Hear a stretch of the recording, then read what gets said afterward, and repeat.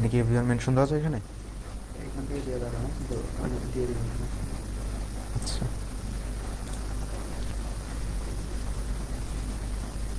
আমাদের কাছে ইয়া দেখতে পাবেন।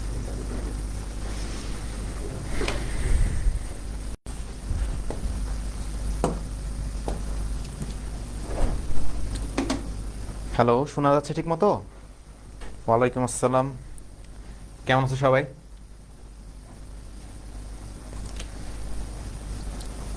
গত ক্লাসে কি হয়েছে? ঝড় তুফান হচ্ছিল না? অনেক অনেক ঝড় হচ্ছে, তুফান হচ্ছে, এখানে ইলেকট্রিসিটি ছিল না, আইপিএস দিয়ে চলতেছিল সবকিছু। তোমাদের কমেন্ট আমি কিছু দেখতে পাচ্ছি না, যে এখন আমি কমেন্ট দেখতে পাচ্ছি। গত ক্লাসে এরকম কোনো কমেন্ট ছিল না, আমি অন্ধের মতো পড়াই দিতেছি। এই হলো সমস্যা ছিল। সবকিছু শোনা যাচ্ছে তো, তাই না? এটা বলো যে সাউন্ড ক্লিয়ার কিনা।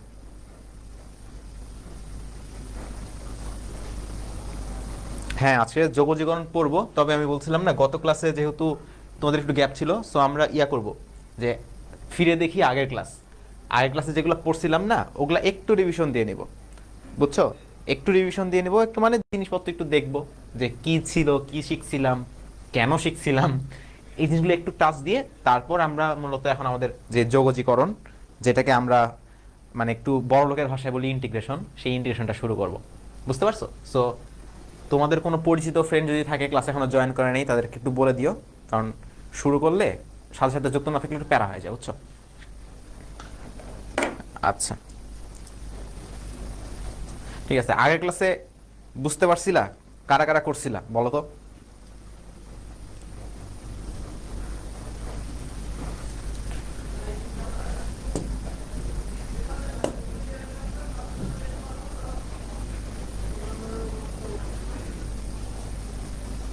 আচ্ছা, তো মোটামুটি মনে করা হয় মানে শুরু করতে পারি, তাই না? শুরু করে দিচ্ছি। আচ্ছা শুনো, তো বেসিক ক্যালকুলাসের তোমাদের ক্যালকুলাসের উপর কয়টা ক্লাস নিব আমি? দুইটা ক্লাস নিব। একটা ক্লাস তো হয়ে গেছে, আর আজকে আমাদের সেকেন্ড পার্ট। তো তোমাদের ভাগ্য ভালো, যেটা যে কঠিন পার্টটা ছিল, তোমরা যে বলছিলে ভাই এত কঠিন এত কঠিন, ওইটা কালকে হয়ে গেছে। ডিফারেন্সিয়েশনটাই আমাদের সবচেয়ে বেশি লাগে, এটাতেই সবচেয়ে বেশি জানতে হয়, এই জন্য ওই পার্টটাই একটু ডিটেলে ছিল। আর আজকে আমাদের পার্ট টু, আজকে আমরা ইন্টিগ্রেশন নিয়ে কথা বলবো, ঠিক আছে? আজকে আমরা এটা কোন কি নিয়ে কথা বলবো? ইন্টিগ্রেশন।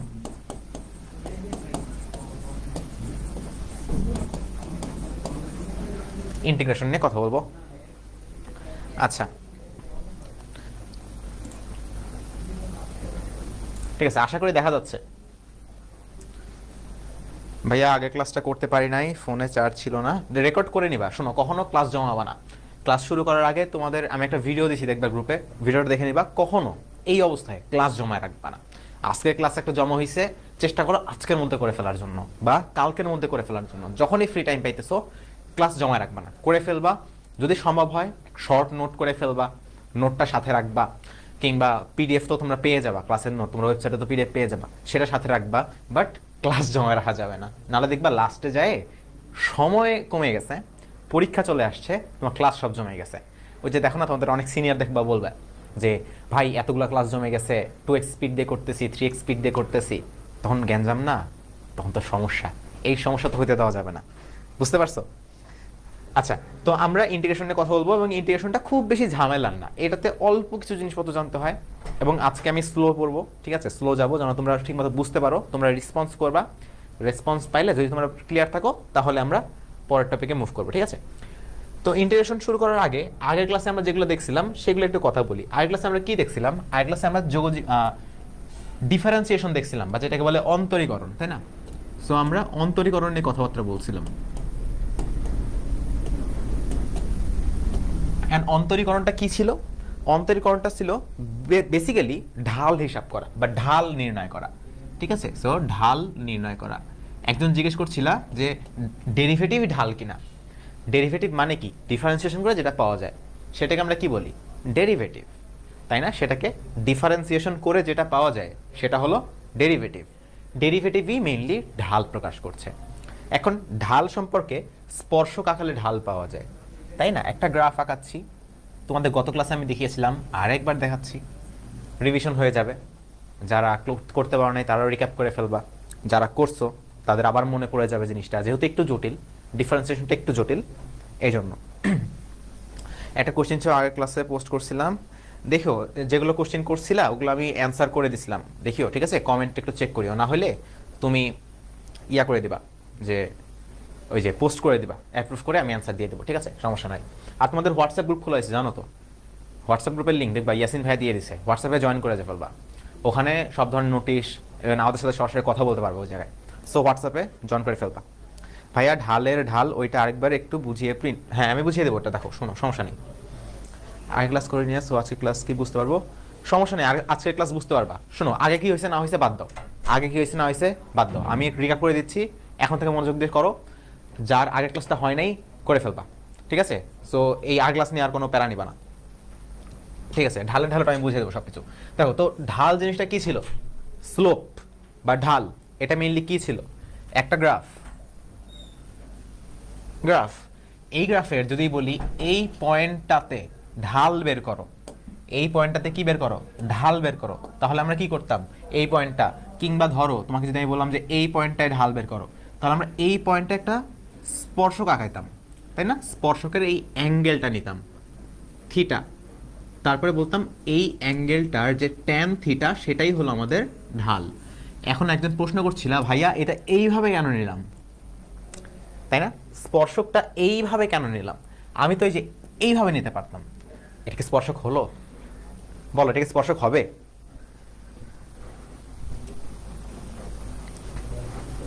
এটা স্পর্শক হবে না। কেন হবে না, কারণ স্পর্শক মানে কি, সে স্পর্শ করবে, স্পর্শকের কাজ কি, স্পর্শ করবে, এটা কি স্পর্শ করছে নাকি অন্য কিছু করছে, এটা তো ফুটা করে দিয়ে চলে গেছে, সো এটা তো স্পর্শক না। এজন্য এটা মাথায় রাখবা, স্পর্শক মানে কি, জাস্ট একটা পয়েন্টে স্পর্শ করে যাবে। সো এই স্পর্শকটার যে অ্যাঙ্গেলটা উৎপন্ন করে এক্স অ্যাক্সিসের এক্স অক্ষের পজিটিভ সাইডের সাথে, সেটার ট্যানজেন্টকে আমরা বলি ঢাল, তাই না। এই ঢাল বের করাই মেইনলি অন্তরীকরণ, একটা কিছুকে ডিফারেন্সিয়েশন করলে বা অন্তরীকরণ করলে এই ঢালটা বের হয়। তো আগের ক্লাসে আমরা কি কি বলছিলাম, আগের ক্লাসে বলছিলাম এই ঢালটা পজিটিভ হইতে পারে, এই ঢালটা নেগেটিভ হইতে পারে, এই ঢালটা জিরো হইতে পারে। এইটা কি পজিটিভ ঢাল, কারণ এটা খাড়া উপরের দিকে যাচ্ছে, একটা বিমান উপরের দিকে উড়ে যাচ্ছে। যখন নেগেটিভ ঢাল হয় তখন কি হইতে পারে, এখানে নেগেটিভ ঢাল কোনটা বলো তো, দেখো যদি এই পয়েন্টে আমি ঢাল বের করতে বলি, এখানে স্পর্শক আঁকালে কি হবে, স্পর্শকটা এই দিকে যাবে, তাই না, একদম এই পয়েন্টটা স্পর্শ করে চলে যাবে। সো এই পয়েন্টটা, আচ্ছা এই পয়েন্টটা, আরে হচ্ছে না কেন, এই পয়েন্টটা এই যে স্পর্শ করে চলে যাবে। দেখো এই পয়েন্টটা কিন্তু এমন না যে ভিতরে ছেদ করে ঢুকে গেছে, জাস্ট এই পয়েন্টে আলতো করে একটা স্পর্শ থাকবে। সো এইটা যদি আমি একটু বড় করি, এইটা এক্স অক্ষের সাথে এখানে একটা অ্যাঙ্গেল উৎপন্ন করবে, এটাকে যদি অন্য রং দিয়ে দেখাই, এই পয়েন্টের স্পর্শকটা, সো এইটা হলো আমাদের, এটা মনে করো থিটা, ঠিক আছে। এইখানে আমাদের তাহলে কি পাচ্ছি, ট্যান থিটা, যেহেতু এটা কি, এটা নিচের দিকে ঢালু, কাজে এটা হলো আমাদের নেগেটিভ, এই ঢালটা কি আসবে আমাদের নেগেটিভ, যেটা উপরের দিকে যাচ্ছে সেটা পজিটিভ, যেটা নিচের দিকে আসছে সেটা নেগেটিভ। আর যেটা উপরে নিচে কোথাও যাচ্ছে না, যেটা এই পয়েন্টে আছে, এই দেখো এইখানে স্পর্শ হলে কি হবে, এই সোজা বরাবর চলে যাবে, জাস্ট এটাকে এইভাবে টাচ করবে, সো এইদিকে যেটা সোজা সেটা আমাদের কি জিরো। স্পর্শক অঙ্কনের কোনো নির্দিষ্ট নিয়ম আছে কিনা, তোমাদের অনেক নিয়ম আছে। তোমরা যখন বৃত্ত পড়বা, তোমাদের হায়ার ম্যাথমেটিক্স, দেখো এটা আমরা কোন ধারকার কথা বলতেছি, এগুলো সব হায়ার ম্যাথমেটিক্সের জিনিস, উচ্চতর গণিতের জিনিস। যখন উচ্চতর গণিত পড়বা দেখবা স্পর্শক কত রকম হয়, বৃত্তের স্পর্শক, উপবৃত্তের স্পর্শক, পরাবৃত্তের স্পর্শক, জান টান তোমার শেষ করে দেবে। সো আমরা এই জন্য এত বেশি গাজাচ্ছি না জিনিসপত্রগুলো, ঠিক আছে। তো এইটা যেটা এক্স অক্ষের একদম সমান সমান, উপরেও যায়নি নিচেও যায়নি, এটা হলো আমাদের ঢালটা, এখানে আমরা বলি জিরো। যদি এমন হইতো একটা স্পর্শক ছিল যেটা খাড়া উপরের দিকে, একদম খাড়া উপরের দিকে, সেটাকে আমি বলি সেটা অসীম স্পর্শক বা অসীম ঢাল। যদি এমন হইতো এটা এক্স অক্ষ খাড়া উপরের দিকে, একদম খাড়া, এটার যে ঢাল সেটা হয় অসীম, ঢাল ইনফিনিটি হয়, ঠিক আছে, তখন অ্যাঙ্গেলটা 90 ডিগ্রি হয়। সো এইগুলো ছিল বেসিক কথাবার্তা, এর বাইরে আর তোমার কিচ্ছু মাথায় রাখা দরকার নাই এখন, এর বাইরে কিচ্ছু মাথায় রাখার দরকার নেই। আগের ক্লাসে যা যা জটিল মনে হয়েছে ভুলে যাও, কিচ্ছু মাথায় রাখার দরকার নাই। শুধু কি মনে রাখবা, যে ফর্মুলাগুলো দেখাইছি সেই ফর্মুলাগুলো মনে রাখবা, আর এখন যে ঢালের কথাগুলো বললাম এইগুলা মনে রাখবা। আরেকটা জিনিস মনে রাখবা, ঢালের ঢাল। ঢালের ঢাল মানে কি?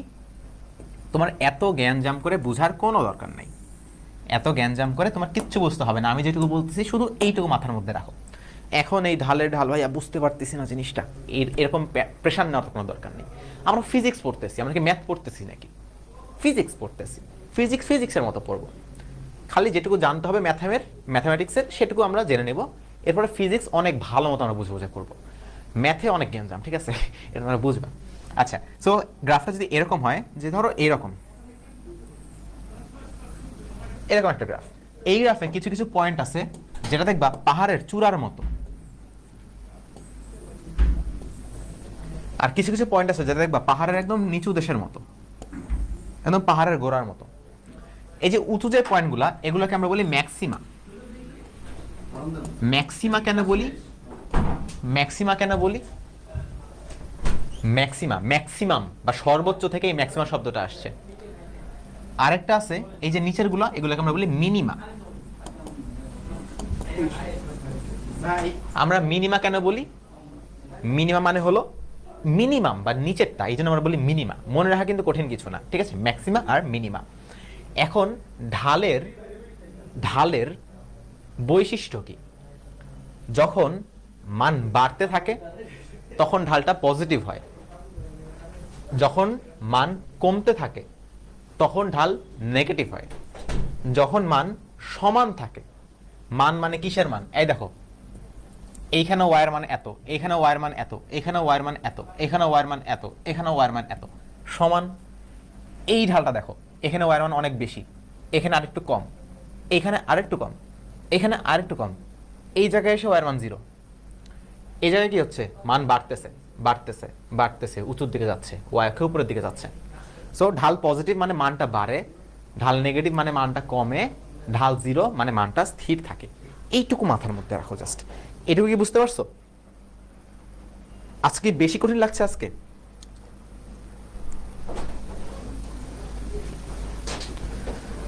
ঢালু আর খালা এই দুটার পার্থক্য। ঢালু মানে নিচের দিকে, আর খাড়া মানে উপরের দিকে। উপরের দিকে বলে আমরা খাড়া, আর ঢালু মানে নিচের দিকে। ঢালু তুমি গড়ায় পড়ে যাবা, আর খাড়া মানে তুমি উপরে উঠতে পারতেছো না, একদম বলে না যে খাড়া পাহাড়, জিনিসটা ওই রকম। আচ্ছা, এখন এই ম্যাক্সিমাম মিনিমা, তোমাদের ঢালের ঢাল এত জ্ঞানজাম করার দরকার নাই। তুমি জাস্ট একটা জিনিস মনে রাখবা, আমরা ম্যাক্সিমাম, মনে করো তুমি এই ম্যাক্সিমাম পয়েন্টগুলোতে ঢাল তো 0 পাবা, তাই না? ঢাল কেন 0 পাবা? ঢাল 0 মানে কি? ঢাল 0 মানে এই যে আমি লিখে দিচ্ছি, এই পয়েন্টটায় যেগুলো ম্যাক্সিমা, যেগুলো মিনিমা, এই জায়গায় স্পর্শকটা দেখো এই দিকে। সো এই স্পর্শকগুলার, এই যে স্পর্শকগুলা, এখানে যে ঢাল বা স্লোপ, এই স্লোপ 0। যে মিনিমা, এই মিনিমাতে দেখো এই যে স্লোপ, এই স্লোপ এখানে 0। বুঝতে পারছো? সো ম্যাক্সিমাম মিনিমাতে স্লোপ 0 হয়। এখন তুমি একটা রাশিকে, একটা ফাংশন তোমাকে দিয়েছে, সেই ফাংশনকে ডিফারেন্সিয়েশন করছো, করে বললা যে ঠিক আছে ভাইয়া আমি একটা দেখাই। দেখো, তোমাদের বলা আছে ধরো x² + 2x, এইটাকে তোমরা ডিফারেন্সিয়েশন করছো, ঢাল বের করছো। সো d/dx, এটা মানে বোঝায় ঢাল। এটা করলে কত আসবে? 2x - 2। এখন তুমি বললা ভাই আমি ম্যাক্সিমাম আর মিনিমামটা বের করতে চাই, তো ম্যাক্সিমাম মিনিমা এই পয়েন্টগুলোতে আমাদের ঢাল 0 হয়, তো এইটাকে তুমি 0 0 করে দেবা। তার মানে এটার মান 0 হবে কখন? যখন ম্যাক্সিমাম মিনিমাম আমি হিসাব করব। তাহলে এখান থেকে তুমি x এর মানটা বের করতে পারবা যে x এর ঠিক কোন মানের জন্য ম্যাক্সিমাম বা মিনিমা পাবো, বা ঢালটা 0 হবে বলতে পারো। আমাদের 2x = 2 বা x = 1। তার মানে x যখন আমি 1-এ যাব, x অক্ষ বরাবর যখন আমি 1-এ যাব, তখন আমি একটা ম্যাক্সিমা বা মিনিমা পাবো। হিসাবটা বুঝতে পারছো? 2x - 2 = 0, তাহলে x এর মান আমাদের 1 আসবে। এখন এখানে এটা ম্যাক্সিমা আছে নাকি মিনিমা আছে, এই জিনিসটা তো আমরা বুঝতে পারতেছি না। ম্যাক্সিমা বুঝতে পারতেছি না, মিনিমা বুঝতে পারতেছি না। এইটা বুঝার জন্য ঢালের ঢাল আমরা বের করছিলাম। এখন এটা বুঝতে হবে না ঢালের ঢাল কেন এরকম হয় না হয় না হয়। আগের ক্লাসে বুঝাতে গেছিলাম, বাট যা বুঝলাম যে এখন তোমরা ম্যাথামেটিক্স না পড়ে এগুলো বুঝতে গেলে তোমাদের মাথার মধ্যে মানে খিচুড়ি হয়ে যাবে জিনিসটা। এই জন্য এত গ্যাঞ্জাম করতে হবে না। শুধু একটা জিনিস মনে রাখবা, যখন ম্যাক্সিমা থাকবে, যখন ম্যাক্সিমা থাকবে, এই দেখো আমি লিখে দিচ্ছি ফর ম্যাক্সিমা।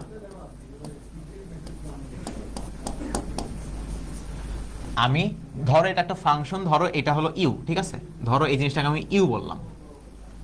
তাহলে ম্যাক্সিমার জন্য এই ইউকে আমি যদি ডিফারেন্সিয়েশন করি তাহলে তো আমি জিরো পাবো। ডিফারেন্সিয়েশন করলে যে জিনিসটা পাচ্ছি সেটাকে আমি জিরো পাবো। সো ডিফারেন্সিয়েশন করে আমি এটা পাইছিলাম, এটা সমান জিরো মানে ম্যাক্সিমাম বা মিনিমা আছে।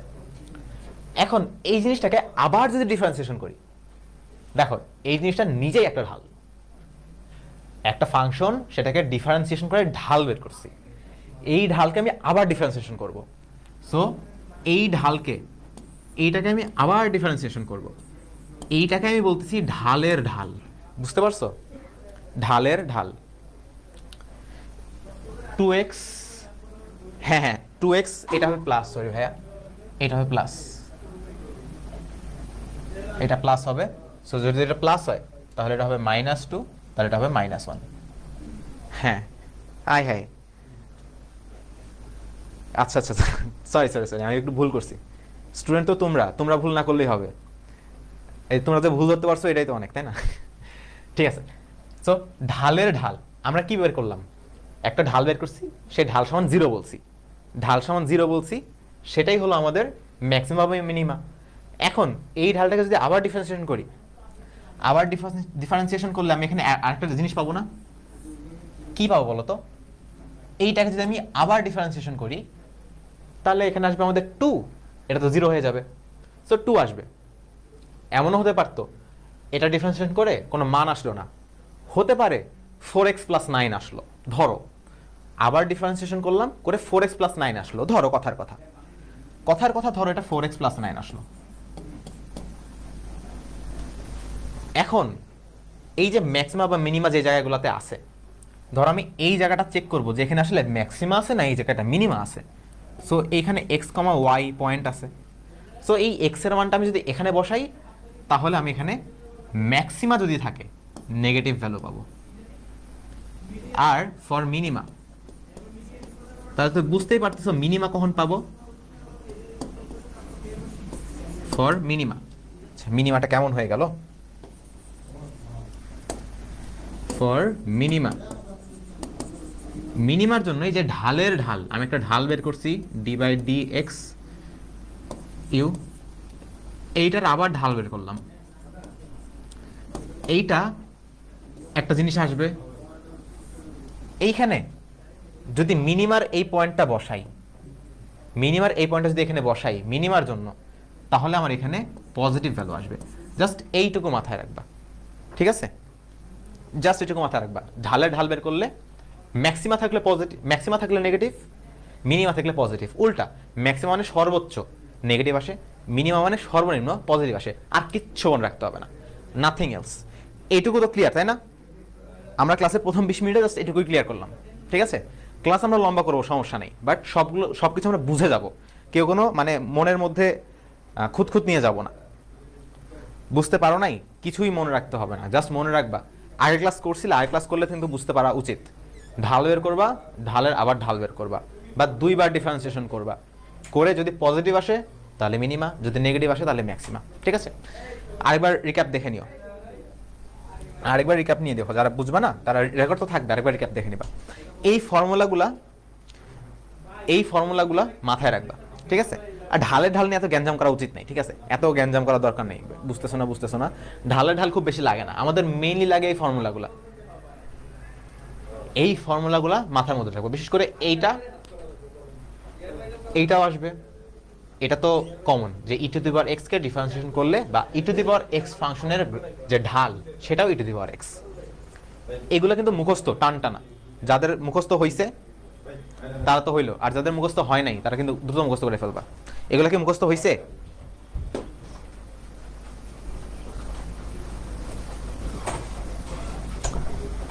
ঠিক আছে, তাহলে এই ফর্মুলাগুলো আশা করতেছি মুখস্থ করা হয়েছে তোমাদের।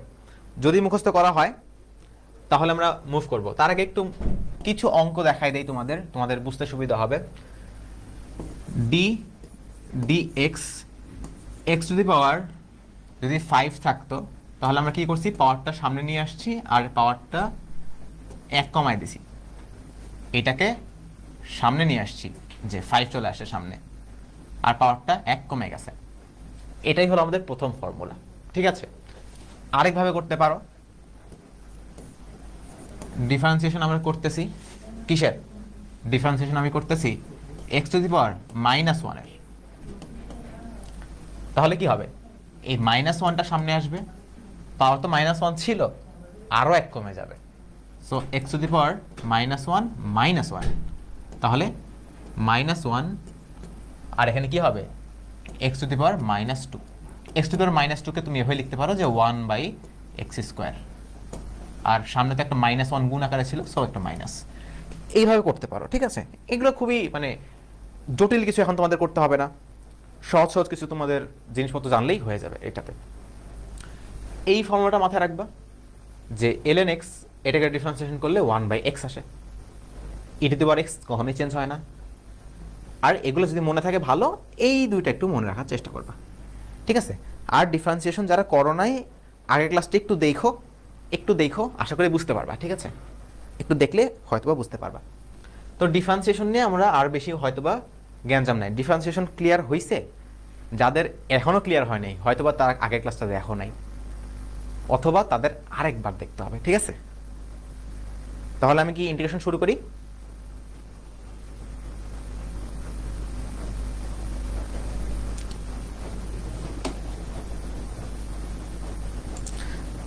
তাহলে আমি ইন্টিগ্রেশনটা শুরু করি, ঠিক আছে। সো আগের ক্লাসের রিক্যাপ আমাদের শেষ। আরো ভালো মতো ক্লিয়ার করার জন্য কয়েকটা ম্যাথ তোমাদের আমি দেখাই দিচ্ছি, ঠিক আছে। ডিফারেন্সিয়েশনের 3টা ম্যাথ দেখব। এই 3টা ম্যাথ দেখলে তোমাদের ডিফারেন্সিয়েশনের আর কিছু বুঝতে হবে না এখন আপাতত, এরপরে যখন যা লাগবে আমি বুঝাই নেব। এই 3টা ম্যাথ করবা, ডিফারেন্সিয়েশনের আর কিছু লাগবে না এখন, ঠিক আছে। আমাদের কি দেওয়া আছে, এস দেওয়া আছে, এস এর একটা ফাংশন দেওয়া আছে। তোমাকে বলা হয়েছে যখন t=2 তখন বেগ ও ত্বরণ বের করো। একটা ফর্মুলা বা দুইটা ফর্মুলা আগের ক্লাসে আমি লিখে দিয়েছিলাম ডিফারেন্সিয়েশন করার সময়। কি লিখে দিয়েছিলাম, যে v = ds dt, বা আরো ভালো করে যদি আমি লিখি যে d dt অফ s, মানে কি সরণের এই যে ফাংশনটা দিছে, সরণের যে ফাংশন, সেই ফাংশনের ঢাল বের করতে হয়, বা সেই ফাংশনকে t দিয়ে ডিফারেন্সিয়েশন করতে হয়, t দিয়ে ডিফারেন্সিয়েশন করতে হয়। কি দিয়ে ডিফারেন্সিয়েশন করতেছি, কেন করতেছি এটা আপাতত বোঝা লাগবে না, তুমি ডিফারেন্সিয়েশন করতে পারলেই হবে, ডিফারেন্সিয়েশন করতে পারলেই হবে। তো আমরা ডিফারেন্সিয়েশন করব এই টোটাল জিনিসটাকে। So d dt t⁴ plus 3t² plus 9, এটা করতে পারবা? পারবা? এটা কত হবে, 4t³ 4টা সামনে আসলো আর 4 1 কমে গেল, প্লাস এবার পরেরটা 3 তো ধ্রুবক, 3 কি জিনিস, 3 একটা ধ্রুবক। সো ধ্রুবকটাকে আমরা কি রাখি, সামনে আলাদা রাখি। এর পরেরটাকে আমরা ডিফারেন্সিয়েশন করতেছি, t² 2 আছে উপরে, তো সামনে তো 2 আসবে, পাওয়ার 1 কমে যাবে, সো t⁴ প্লাস 9, এটা একটা ধ্রুবক। এখন ধ্রুবক জিনিস একাই আছে, এটাকে ডিফারেন্সিয়েশন করলে 0 আসে। কেন 0 আসে, কারণ ধ্রুবকের কোনো মান চেঞ্জ হয় না কখনো, এটার কোনো পরিবর্তন হয় না। সো পরিবর্তনের হার, ঢাল মানে কি পরিবর্তনের হার, পরিবর্তন তো হবে না, সো এটা 0 আসবে। অনেকে উত্তর দিয়ে দিছো, ভেরি গুড। যারা উত্তর দিছো আমি চেক করবো, একজন বলছে 44, একজন বলছে 38, আমি দেখি কারটা ঠিক হয়। সো এখানে আমাদের আছে 4t³ প্লাস 6t, এটা কি, এটা হলো আমাদের v। এখন কখন v বের করতে বলছে, যখন t = 2, সো t এর ভ্যালু 2 বসাইতে হবে। সো এই একটা দাগ দিয়ে যদি তুমি t = 2 লেখো, তার মানে বোঝাবে একটা দাগ দিয়ে যদি নিচে t = 2 লেখো, তার মানে বুঝাবে এই ফাংশনে এখন আমি টি এর মান 2 বসাচ্ছি। সো 2 বসালে কত আসবে? 4 2 কিউব, মানে যেই জায়গায় টি ছিল আমি সেই জায়গায় 2 বসাচ্ছি, প্লাস 6 গুণন 2। মানে এটা একটা ফ্যান্সি একটা ভাষা আমি লিখলাম, এমন না যে তোমার এটা জানতে হবে, আমরা ভার্সিটিতে ইউজ করি এটা, ঠিক আছে? এর মানে কয়েকটা লাইন কম লেখা লাগে না, এখন তোমার লেখা লাগতো যে এখন উক্ত সমীকরণে টি এর মান 2 বসিয়ে পাই। সো এই একটা দাগ দিলে ওটা লেখা লাগে না আর কি। সো এখান থেকে কত আসছে? 4, 2 কে কিউব করলে কত হয়? 8, তাই না? 2 2 কোনো 4, 4 2 কোনো 8, plus 12 equals to 4 8 32 plus 12, 4 8 32 plus 12 equals to 44। 44 কি আসবে এখন? কোনো একক কিন্তু দেওয়া নাই। তোমরা যারা মিটার পার সেকেন্ড লিখতেছো সাবধানে, মিটার পার সেকেন্ড যে লিখতেছো এখানে কিন্তু কোনো একক দেয়া নাই, দেখছো? মিটার দেয়া নাই, সেকেন্ডও দেওয়া নাই। সো তুমি এখানে কি লিখবা? তুমি এখানে জাস্ট লিখবা যে ইউনিট পার টাইম, বা তুমি যদি কিছু না লেখো, একক যেহেতু দেওয়া নাই, কিছু যদি না লেখো তাও কোনো সমস্যা নেই, ঠিক আছে? যদি প্রশ্নে দেওয়া থাকতো যে এটা যেহেতু স্মরণ না, এটা এস মানে কি স্মরণ, স্মরণ যদি এখানে এম একটা দেওয়া থাকতো, যদি একটা এম দেওয়া থাকতো, 2 যদি সেকেন্ড দেওয়া থাকতো, তাহলে আমরা মিটার পার সেকেন্ড লিখতে পারতাম। সো এই জিনিসটা সাবধান, এটা আমি ইচ্ছা করে লিখিনি যেন তোমরা এই জায়গায় ভুলটা করো, আর আমি চাই না এর পরে এই ভুলটা কখনো করো। মিটার পার সেকেন্ড না দেওয়া থাকলে কখনো এটা লিখবা না, তুমি লিখে দিবা ইউনিট, ঠিক আছে? এখন এই যে ভিটা পাইছি, আমরা আরেকটা ফর্মুলা জানি, আমরা জানি A equals to D D T V, মানে ভি কে আবার ডিফারেন্সিয়েশন করতে হবে। ওকে, সো ভি কে ডিফারেন্সিয়েশন করলে কি আসবে? এইটাকে আগে ডিফারেন্সিয়েশন করব, 4 তো ধ্রুবক, 4 তো সামনে থাকবে, টি কিউব, টি এর পাওয়ার 3, তার মানে 3 তো সামনে আসবে, 3 থেকে 1 কমে টি এর পাওয়ার 2 হয়ে যাবে, প্লাস 6 তো ধ্রুবক, 6 সামনে আসবে, টি এর পাওয়ার 1, 1 সামনে আসলো, টি এর পাওয়ার 1 থেকে 0 হয়ে গেল, টি টু দি পাওয়ার 0 মানে 0, সো 6, সো 12 টি স্কোয়ার প্লাস 6। এখন এটা কখন বের করতে হবে? যখন টি এর ভ্যালু 2, আমাকে প্রশ্নে বলছে টি এর ভ্যালু যখন 2 তখন বের করো। সো 12 গুণন 2 হোল স্কোয়ার প্লাস 6। আমি যদি ক্যালকুলেশনে মিস্টেক করি তাহলে আমাকে একটু কমেন্টে মনে করাই দিবা, কারণ আমার ক্যালকুলেশন মিস্টেক অনেক হয়। আমি যখন বুয়েটে ভর্তি পরীক্ষা দিই, বুঝছো, আমি বুয়েটের এক্সামে মোটামুটি অনেক কিছুই পারছিলাম। ফিজিক্সের আমি সবগুলো ম্যাথ পারছিলাম, ঠিক আছে? ফিজিক্স আমি ভালো পারতাম, সবগুলো ম্যাথ পারছি। বাসায় এসে যখন আলোচনা করতেছি তখন দেখি আমি 3টা না 4টা ম্যাথের জন্য ক্যালকুলেশন মিস্টেক করে আসছি। সো এটা একটা আমার খুবই খারাপ একটা ইতিহাস ক্যালকুলেশন মিস্টেকের।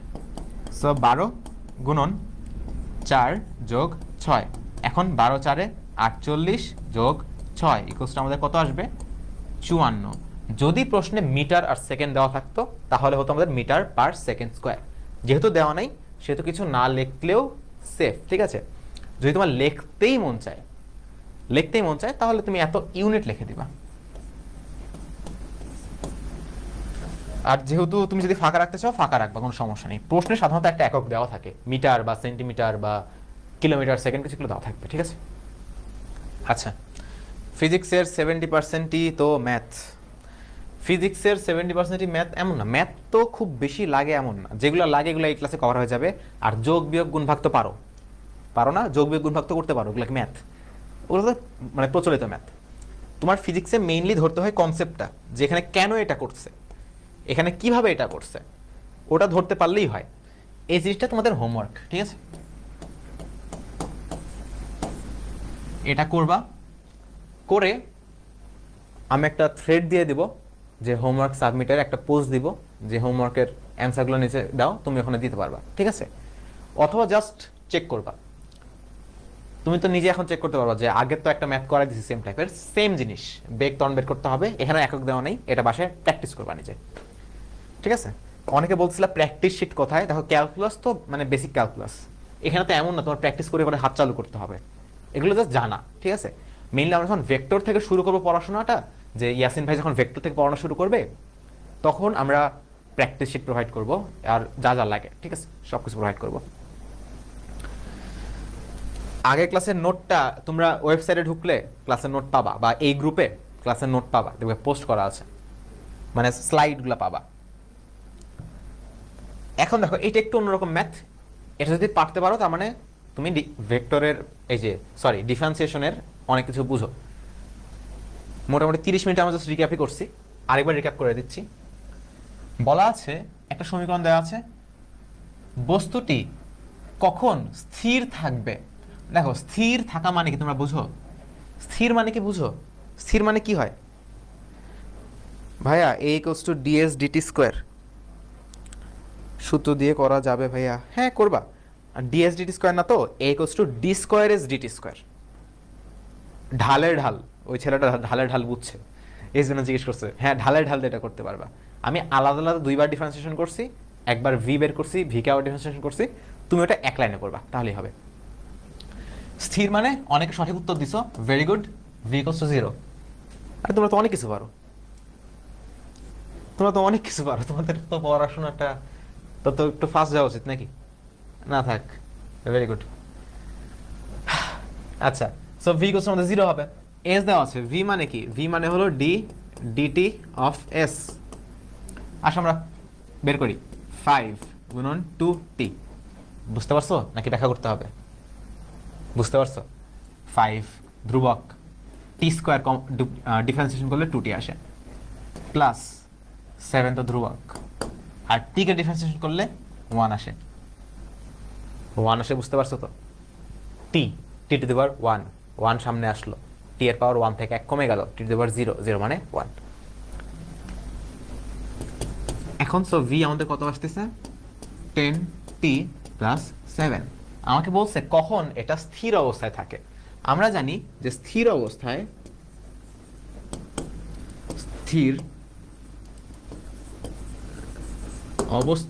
v ইকুয়ালস টু আমাদের 0 আসবে। So 10t plus 7 equals to আমাদের 0।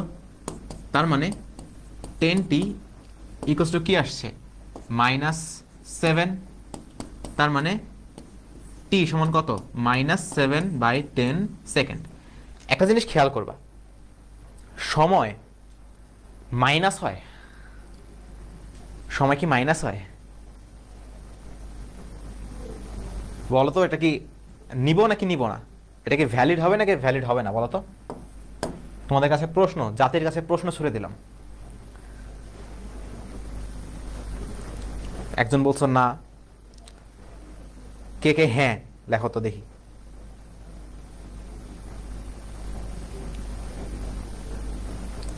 হ্যাঁ, তার মানে কখনো নেগেটিভ টাইম হচ্ছে না এখানে।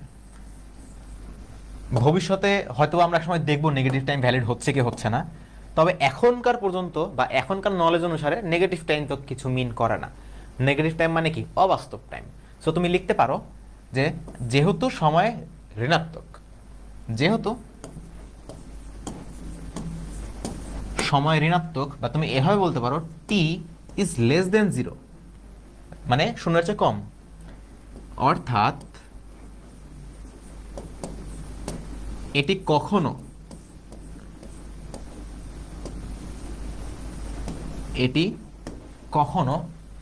কি হবে না?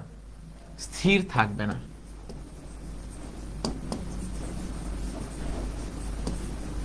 স্থির থাকবে না। এরকম আসতে পারে যে কখন একটা বস্তুর ত্বরণ শূন্য হবে। সো তখন ডিফারেন্সিয়েশন করে ভি বের করব, এরপরে ডিফারেন্সিয়েশন করে এ বের করব, এ সমান সমান 0 করব। বুঝতে পারছো? হ্যাঁ, আশা করি বুঝতে পারছো। আচ্ছা, সহজ না? সহজ না? প্রথম ক্লাসের চেয়ে সহজ লাগতেছে? সহজ কিনা? সহজ তো। আচ্ছা, এখন আসো আমরা ইন্টিগ্রেশনে ঢুকছি। ইন্টিগ্রেশনটা তোমাদের বেশি কিছুই জানতে হবে না, শুধু অল্প কিছু জিনিস জানতে হবে। অল্প কিছু জিনিস জানতে হবে। দেখো, আমরা দেখছি যখন আমরা এস এর সমীকরণ জানি, মানে কি সরণ জানি, সরণ জানা থাকলে আমরা ভি বের করতে পারি। কি করে? ডিফারেন্সিয়েশন করে। যখন আমরা ভি জানি, ভি থেকে আমরা ভাইয়া I want to ask a question about calculus. হ্যাঁ করতে পারো, এখানেও করো, গ্রুপে করো, যেখানে করো, সমস্যা নেই। ভি থেকে যদি এ বের করতে চাই সেটা হবে কি, ডিফারেন্সিয়েশন করে, তাই তো? ডিফারেন্সিয়েশন করব। ভাইয়া ঠিক আছে সেকেন্ড দিয়ে দিয়েছেন, বাট এখানে তো একক ছিল না, ছিল না একক। ঠিক আছে সেকেন্ডস, বস্তুটি কখন স্থির থাকবে না, কখন বলছে না, কখন মানে তো মানে সময়ে বুঝাইছে, তাই না? যদি তোমাকে এমন দিত যে টি গোস টু 2, ওখানে তো একক বলে দেয়নি, সো তখন আমরা একক ইউজ করতাম না। বাট কোন সময় যেহেতু জিজ্ঞেস করছে, কোন সময় বললে এসআই একক হিসেবে সেকেন্ড ইউজ করতেছি, বুঝছো? যদি এমন হতো যে আগের ম্যাথগুলো যেমন ছিল যে টি ইকুয়ালস টু 2 এখন বের করো, সো এইখানে যদি সেকেন্ড বলে না বলে দেয়, তার মানে বুঝবা যে এইখানে এককটা উজ্জ্বল করে রাখছে।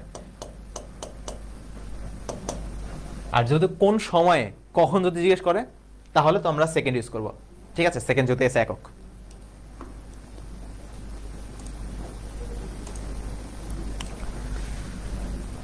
আচ্ছা, তো এস থেকে ভিতে যেতে আমরা ডিফারেন্সিয়েশন করি, ভি থেকে এতে যেতে আমরা ডিফারেন্সিয়েশন করি। এমন কি কোনো ওয়ে আছে যেই ওয়েতে আমরা রিভার্স ওয়েতে যাইতে পারবো, ভি থেকে এস বের করতে পারবো, এ থেকে ভি বের করতে পারবো?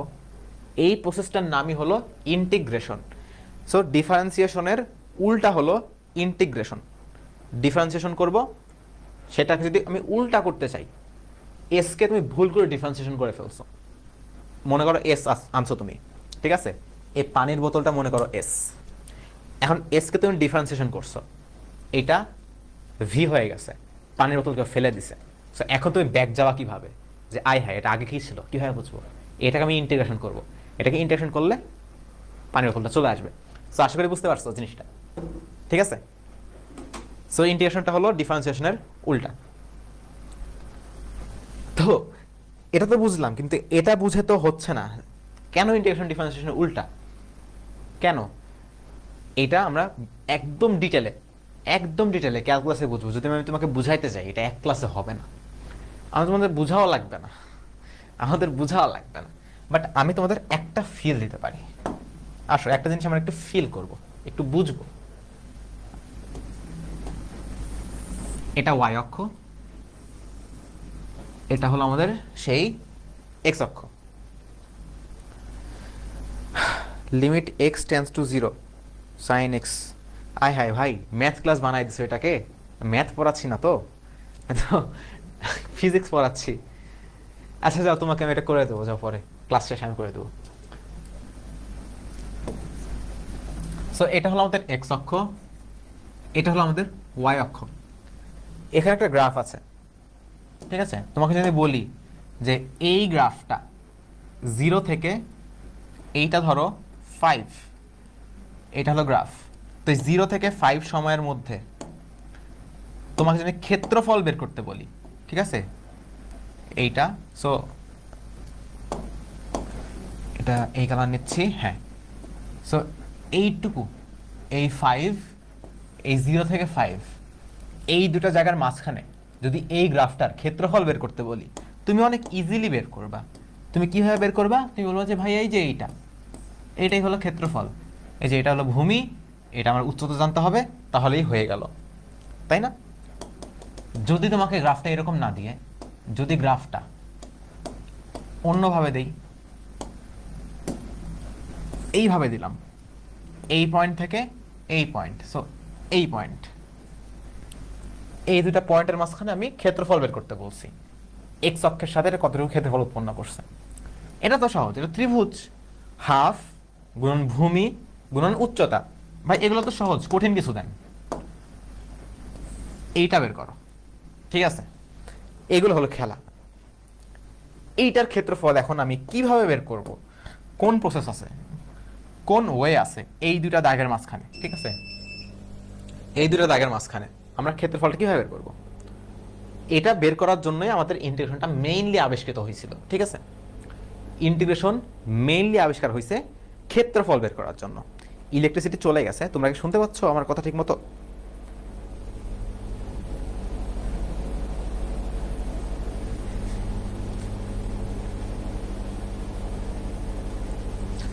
হ্যাঁ আমি তো অবশ্যই শিখাই দেবো, আমি তো শিখাই দেবো। তো ধরো এইটা এক্স অক্ষ ওয়াই অক্ষ, এইখানে একটা খুবই অদ্ভুত একটা গ্রাফ আছে, এই রকম একটা গ্রাফ আছে। এই গ্রাফে তোমাকে একজন বলছে যে ভাই আমার অতি দ্রুত এই পয়েন্ট থেকে এই পয়েন্টের মাঝখানে এক্স অক্ষের সাথে এইটা কতটুকু ক্ষেত্রফল উৎপন্ন করে, এই ক্ষেত্রফলটা আমার বের করতে হবে। ঠিক আছে, তো এই যে এক্স অক্ষের মধ্যে এটা কতটুকু ক্ষেত্রফল উৎপন্ন করে এটা আমার বের করতে হবে। এখন তুমি তো পড়ছো বিপদে, আমি এই ক্ষেত্রফলটা এখন কিভাবে বের করব? বের করার ওয়ে কি? আমি তো কোনো সূত্র জানি না। তো সূত্র এই যে আজকে তোমরা জানবা, এই সূত্রটার নামই হলো ইন্টিগ্রেশন। দেখো আমরা প্রথমে এটাকে ছোট ছোট অংশে ভাগ করতেছি। ছোট ছোট আমরা কি বের করতে পারি? আমরা চতুর্ভুজের ক্ষেত্রফল বের করতে পারি না? চতুর্ভুজের ক্ষেত্রফল বের করব, এটাকে ছোট্ট একটা চতুর্ভুজে ভাগ করব বা ছোট্ট একটা আয়তক্ষেত্রে ভাগ করব। ঠিক আছে, এটা একটা আয়তক্ষেত্র, একটা উজ্জ্বল রং নিয়ে একটু, এইটা একটা আয়তক্ষেত্র, তারপরে এইটা একটা আয়তক্ষেত্র, এইটা একটা আয়তক্ষেত্র। আমি এগুলোকে অনেকগুলো ছোট ছোট অংশে ভাগ করলাম, অনেকগুলো ছোট ছোট অংশে ভাগ করলাম। এখন এটা তো আয়তক্ষেত্র না, আয়তক্ষেত্র কোনটা? এইটা, এইটা আয়তক্ষেত্র, এইটা আয়তক্ষেত্র, এইটা আয়তক্ষেত্র, এটা আয়তক্ষেত্র, এটা আয়তক্ষেত্র। এখন এই যে দূরত্ব, এইটা এটা ধরো এক্স অক্ষ বরাবর ক্ষুদ্র একটা দূরত্ব, ধরো আমি বললাম ডেল এক্স, এক্স অক্ষ বরাবর ক্ষুদ্র একটা দূরত্ব ডেল এক্স। এখন তুমি ভাই তো জানো যে ঠিক আছে ভাই, এখন আমি এই দৈর্ঘ্যটা তো আমি ওয়াই এর বের করতে পারবো, ক্ষুদ্র দৈর্ঘ্যটা তো আমি জানি, এটা এটা হলো আমাদের ডেল এক্স, উপরে একটা মাপ পাবো, আমি গুণ করলেই আমি ক্ষেত্রফলটা পাবো। এখানে সমস্যাটা কোন জায়গায় জানো? এখানে সমস্যাটা হলো এই যে আমি এই ভিতরে এই জায়গার ক্ষেত্রফলটা পাবো, ভিতরে এই জায়গার ক্ষেত্রফলটা পাবো, এই জায়গাটার ক্ষেত্রফলটা পাবো, কিন্তু মাঝখানে কিছু কিছু ফাঁকা জায়গা আছে। এতগুলো পার্ট এত কম সময়ে, দেখো ওয়েট, চিন্তা করো না, ইন্টিগ্রেশন তো আছে তোমার কাজ সহজ করার জন্য। তুমি এটার ক্ষেত্রফল বের করলা, এটা বের করলা, এটা বের করলা, এটা বের করলা, এটা বের করলা, এটা বের করলা, এটা বের করলা, বের করে সবগুলা যোগ করলা। তুমি সবগুলা কি করছো? প্লাস করছো, যে ভাই আমি সবগুলা পরপর যোগ করব, যোগ করলে আমি ক্ষেত্রফল পাবো। কিন্তু এখানে সমস্যা হলো যে আমার এই যে এইখানে একটা পার্ট বাদ, এখানে একটা পার্ট বাদ, এই যে এই জায়গায় একটা পার্ট আছে, এইখানে একটু জায়গা আছে, এই ক্ষেত্রফলগুলা আমরা বের করতে পারতেছি না, এগুলো আমরা বের করতে পারতেছি না। সো এইগুলা কিভাবে বের করব? একটা সলিউশন দিলাম, এটাকে আরো ছোট করো, এটাকে কি করো? আরো ছোট করো। সো আমরা এটাকে আরেকটু ছোট করি। সো আমরা আরো ছোট ছোট অংশে ভাগ করলাম, এইটা একটা, এইটা একটা, এইটা একটা, ওখানে বেশি বাদ চলে গেছে না, এইখানে একটা ভাগ করলাম। সো আমাদের এখানে আরেকটা চতুর্ভুজ পাইলাম। আমরা এইখানে একটা ভাগ করলাম, সো এখানে আরেকটা চতুর্ভুজ পাইলাম। সো অনেকগুলো জায়গায় কিন্তু কভার করে ফেলছি। এখানে আরেকটা ভাগ করছি, আরেকটা চতুর্ভুজ। সো দেখো এখন কিন্তু আগের চেয়ে আমাদের অপচয় কম হচ্ছে। এখন আমি বলতে পারি যে তার মানে যত বেশি আমি ভাগ করতেছি আমার ওই যে অ্যাকুরেট অ্যান্সারটা পাচ্ছি। বড় বড় ভাগ করলে এখানে ফাঁকা থাকে, এখানে ফাঁকা থাকে, এখানে ফাঁকা থাকে, ওগুলো পাচ্ছি না। তাহলে কি উপায় হতে পারে? বেশি বেশি পার্টে ভাগ করব। যত বেশি পার্টে ভাগ করব তত অ্যাকুরেট আমি ক্ষেত্রফলটা বের করতে পারবো। কিন্তু ভাই আমরা কি এতগুলো পার্টের ক্ষেত্রফলটা যোগ বিয়োগ করে বের করতে পারবো? তোমার কি মনে হয় এই ক্ষমতা আমাদের আছে? একদম অ্যাকুরেট অ্যান্সার বের করতে হলে অসংখ্য পার্টে ভাগ করতে হবে, অসংখ্য পার্টে ভাগ করতে হবে, একদম পার্ট পার্ট পার্ট পার্ট, মানে চিকন চিকন পার্ট করতে হবে। এগুলো করাটা আসলে আমাদের পক্ষে সম্ভব না। এই জন্য আমরা কি করব? আমরা তখন ইন্টিগ্রেশনের হেল্প নেব। ইন্টিগ্রেশন বিজ্ঞানী নিউটন, ক্যালকুলাস যেহেতু বিজ্ঞানী নিউটন আবিষ্কার করছিল, ইন্টিগ্রেশনও সে আবিষ্কার করছে। সে কি বলছে? যে আমরা এটাকে অনেক ছোট ছোট ক্ষেত্রফলে ভাগ করব, বা অনেক ছোট ছোট ছোট ছোট ছোট ছোট আয়তক্ষেত্রে ভাগ করব। যেহেতু অনেক ছোট অংশে ভাগ করতেছি, একদম প্রথম ক্লাসে তোমাদের বলছিলাম, মনে রাখবা, একদম প্রথম ক্লাসে ডেল মানে বোঝায় পার্থক্য, কিন্তু যখন ডি দেই, ডি বোঝায় অনেক ক্ষুদ্র পার্থক্য। সো তখন আমরা ডেল ইউজ না করে আমরা ডি ইউজ করব। এই যে ক্ষুদ্র একটা পার্থক্য, ক্ষুদ্র, এটাকে আমরা ডিএক্স ইউজ করব। ঠিক আছে, সো ধরো এটা আমাদের এক্স দূরত্ব, এইখানে আমি ডিএক্স নিছি, আর এই যে দূরত্বটা, এই দূরত্বটা ধরো ওয়াই দূরত্ব। ঠিক আছে, তাহলে আমার ছোট্ট একটা জায়গার ক্ষেত্রফল কত হবে? ছোট্ট একটা ক্ষেত্রফল, আয়তক্ষেত্রের ক্ষেত্রফল, দৈর্ঘ্য গুণন উচ্চতা, সরি দৈর্ঘ্য গুণন প্রস্থ। দৈর্ঘ্য যদি ডিএক্স হয়, প্রস্থ যদি ওয়াই হয়, তাহলে ওয়াই গুণন ডিএক্স। এরকম একটা করলে তো হবে না, এরকম অসংখ্য করতে হবে। মাথার উপর দিয়ে যাচ্ছে সব। দেখো এইগুলো আমি পড়াচ্ছি না, এইটা যদি তুমি এটা একটু বুঝতে পারো যে আমি আসলে ছোট ছোট অংশে ভাগ করতেছি ক্ষেত্রফলটা বের করার জন্য, ছোট ছোট অংশে ভাগ করছি ক্ষেত্রফলটা বের করার জন্য, এইটা বুঝতে হবে। এরপরে যখন এই ফর্মুলাগুলো দেখাবো, একটা দুটা ম্যাথ দেখাবো, তখন তোমার কাছে সবগুলো ইজি মনে হবে। তোমার এখন ফিজিক্সে এটা কেন শিখতেছি, যেন এটা ইউজ করে জাস্ট ম্যাথটা করতে পারি। আমার প্রয়োজনীয়তা এখানে জাস্ট এটুকুই যে আমি জাস্ট ম্যাথটা করবো, আর কিচ্ছু না। তোমার এটা না বুঝলে তো আর কোনো ক্ষতি হবে না। জাস্ট তুমি আমার সাথে থাকো, জাস্ট ম্যাথটা বুঝবা, ঠিক আছে? আর কিচ্ছু লাগবে না।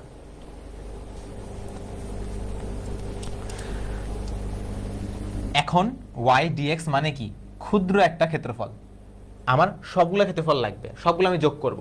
ওয়াই ডিএক্স প্লাস এখানে আরেকটা আছে, এখানে একটা আছে, এখানে একটা আছে, এখানে একটা আছে, এখানে একটা আছে। সো এরকম একটা চিহ্ন আছে, একটা লেজের মতো। এই চিহ্নটা বুঝায় এই গ্রাফে যতগুলো ক্ষেত্রফল আছে সবগুলো যোগ করছি আমি। ওয়াই ডিএক্স মানে কি? ডিএক্স ওয়াই উচ্চতা বিশিষ্ট একটা আয়তক্ষেত্রের ক্ষেত্রফল। এরকম আয়তক্ষেত্র কতগুলো আছে? এখানে dx dx dx dx dx dx dx অনেকগুলো। এই সবগুলোর যোগফল বোঝানোর জন্য এই চিহ্নটা ইউজ করা হয়। আমি যদি একটু অন্য রং দিয়ে লিখি তোমাদের জন্য, এই চিহ্নটা ইউজ করা হয়। বুঝতে পারছো? সো যদি কোথাও দেখো এরকম লেখা আছে, এটাই হলো মেন পয়েন্ট, আর কিচ্ছু বুঝতে হবে না। যদি তুমি দেখো কোথাও এরকম লেখা আছে, একটা চিহ্ন, ভেতরে কিছু একটা দেয়া আছে, তারপরে বলা আছে ডি এক্স, এর মানে হলো এই এক্স অক্ষ বরাবর একটা ফাংশন আছে, সেই ফাংশনের আমি ক্ষেত্রফল বের করছি, আর কিছু না। এখন তোমাকে বললাম না, এই জায়গা থেকে এই জায়গায় আমি ক্ষেত্রফলটা বের করব।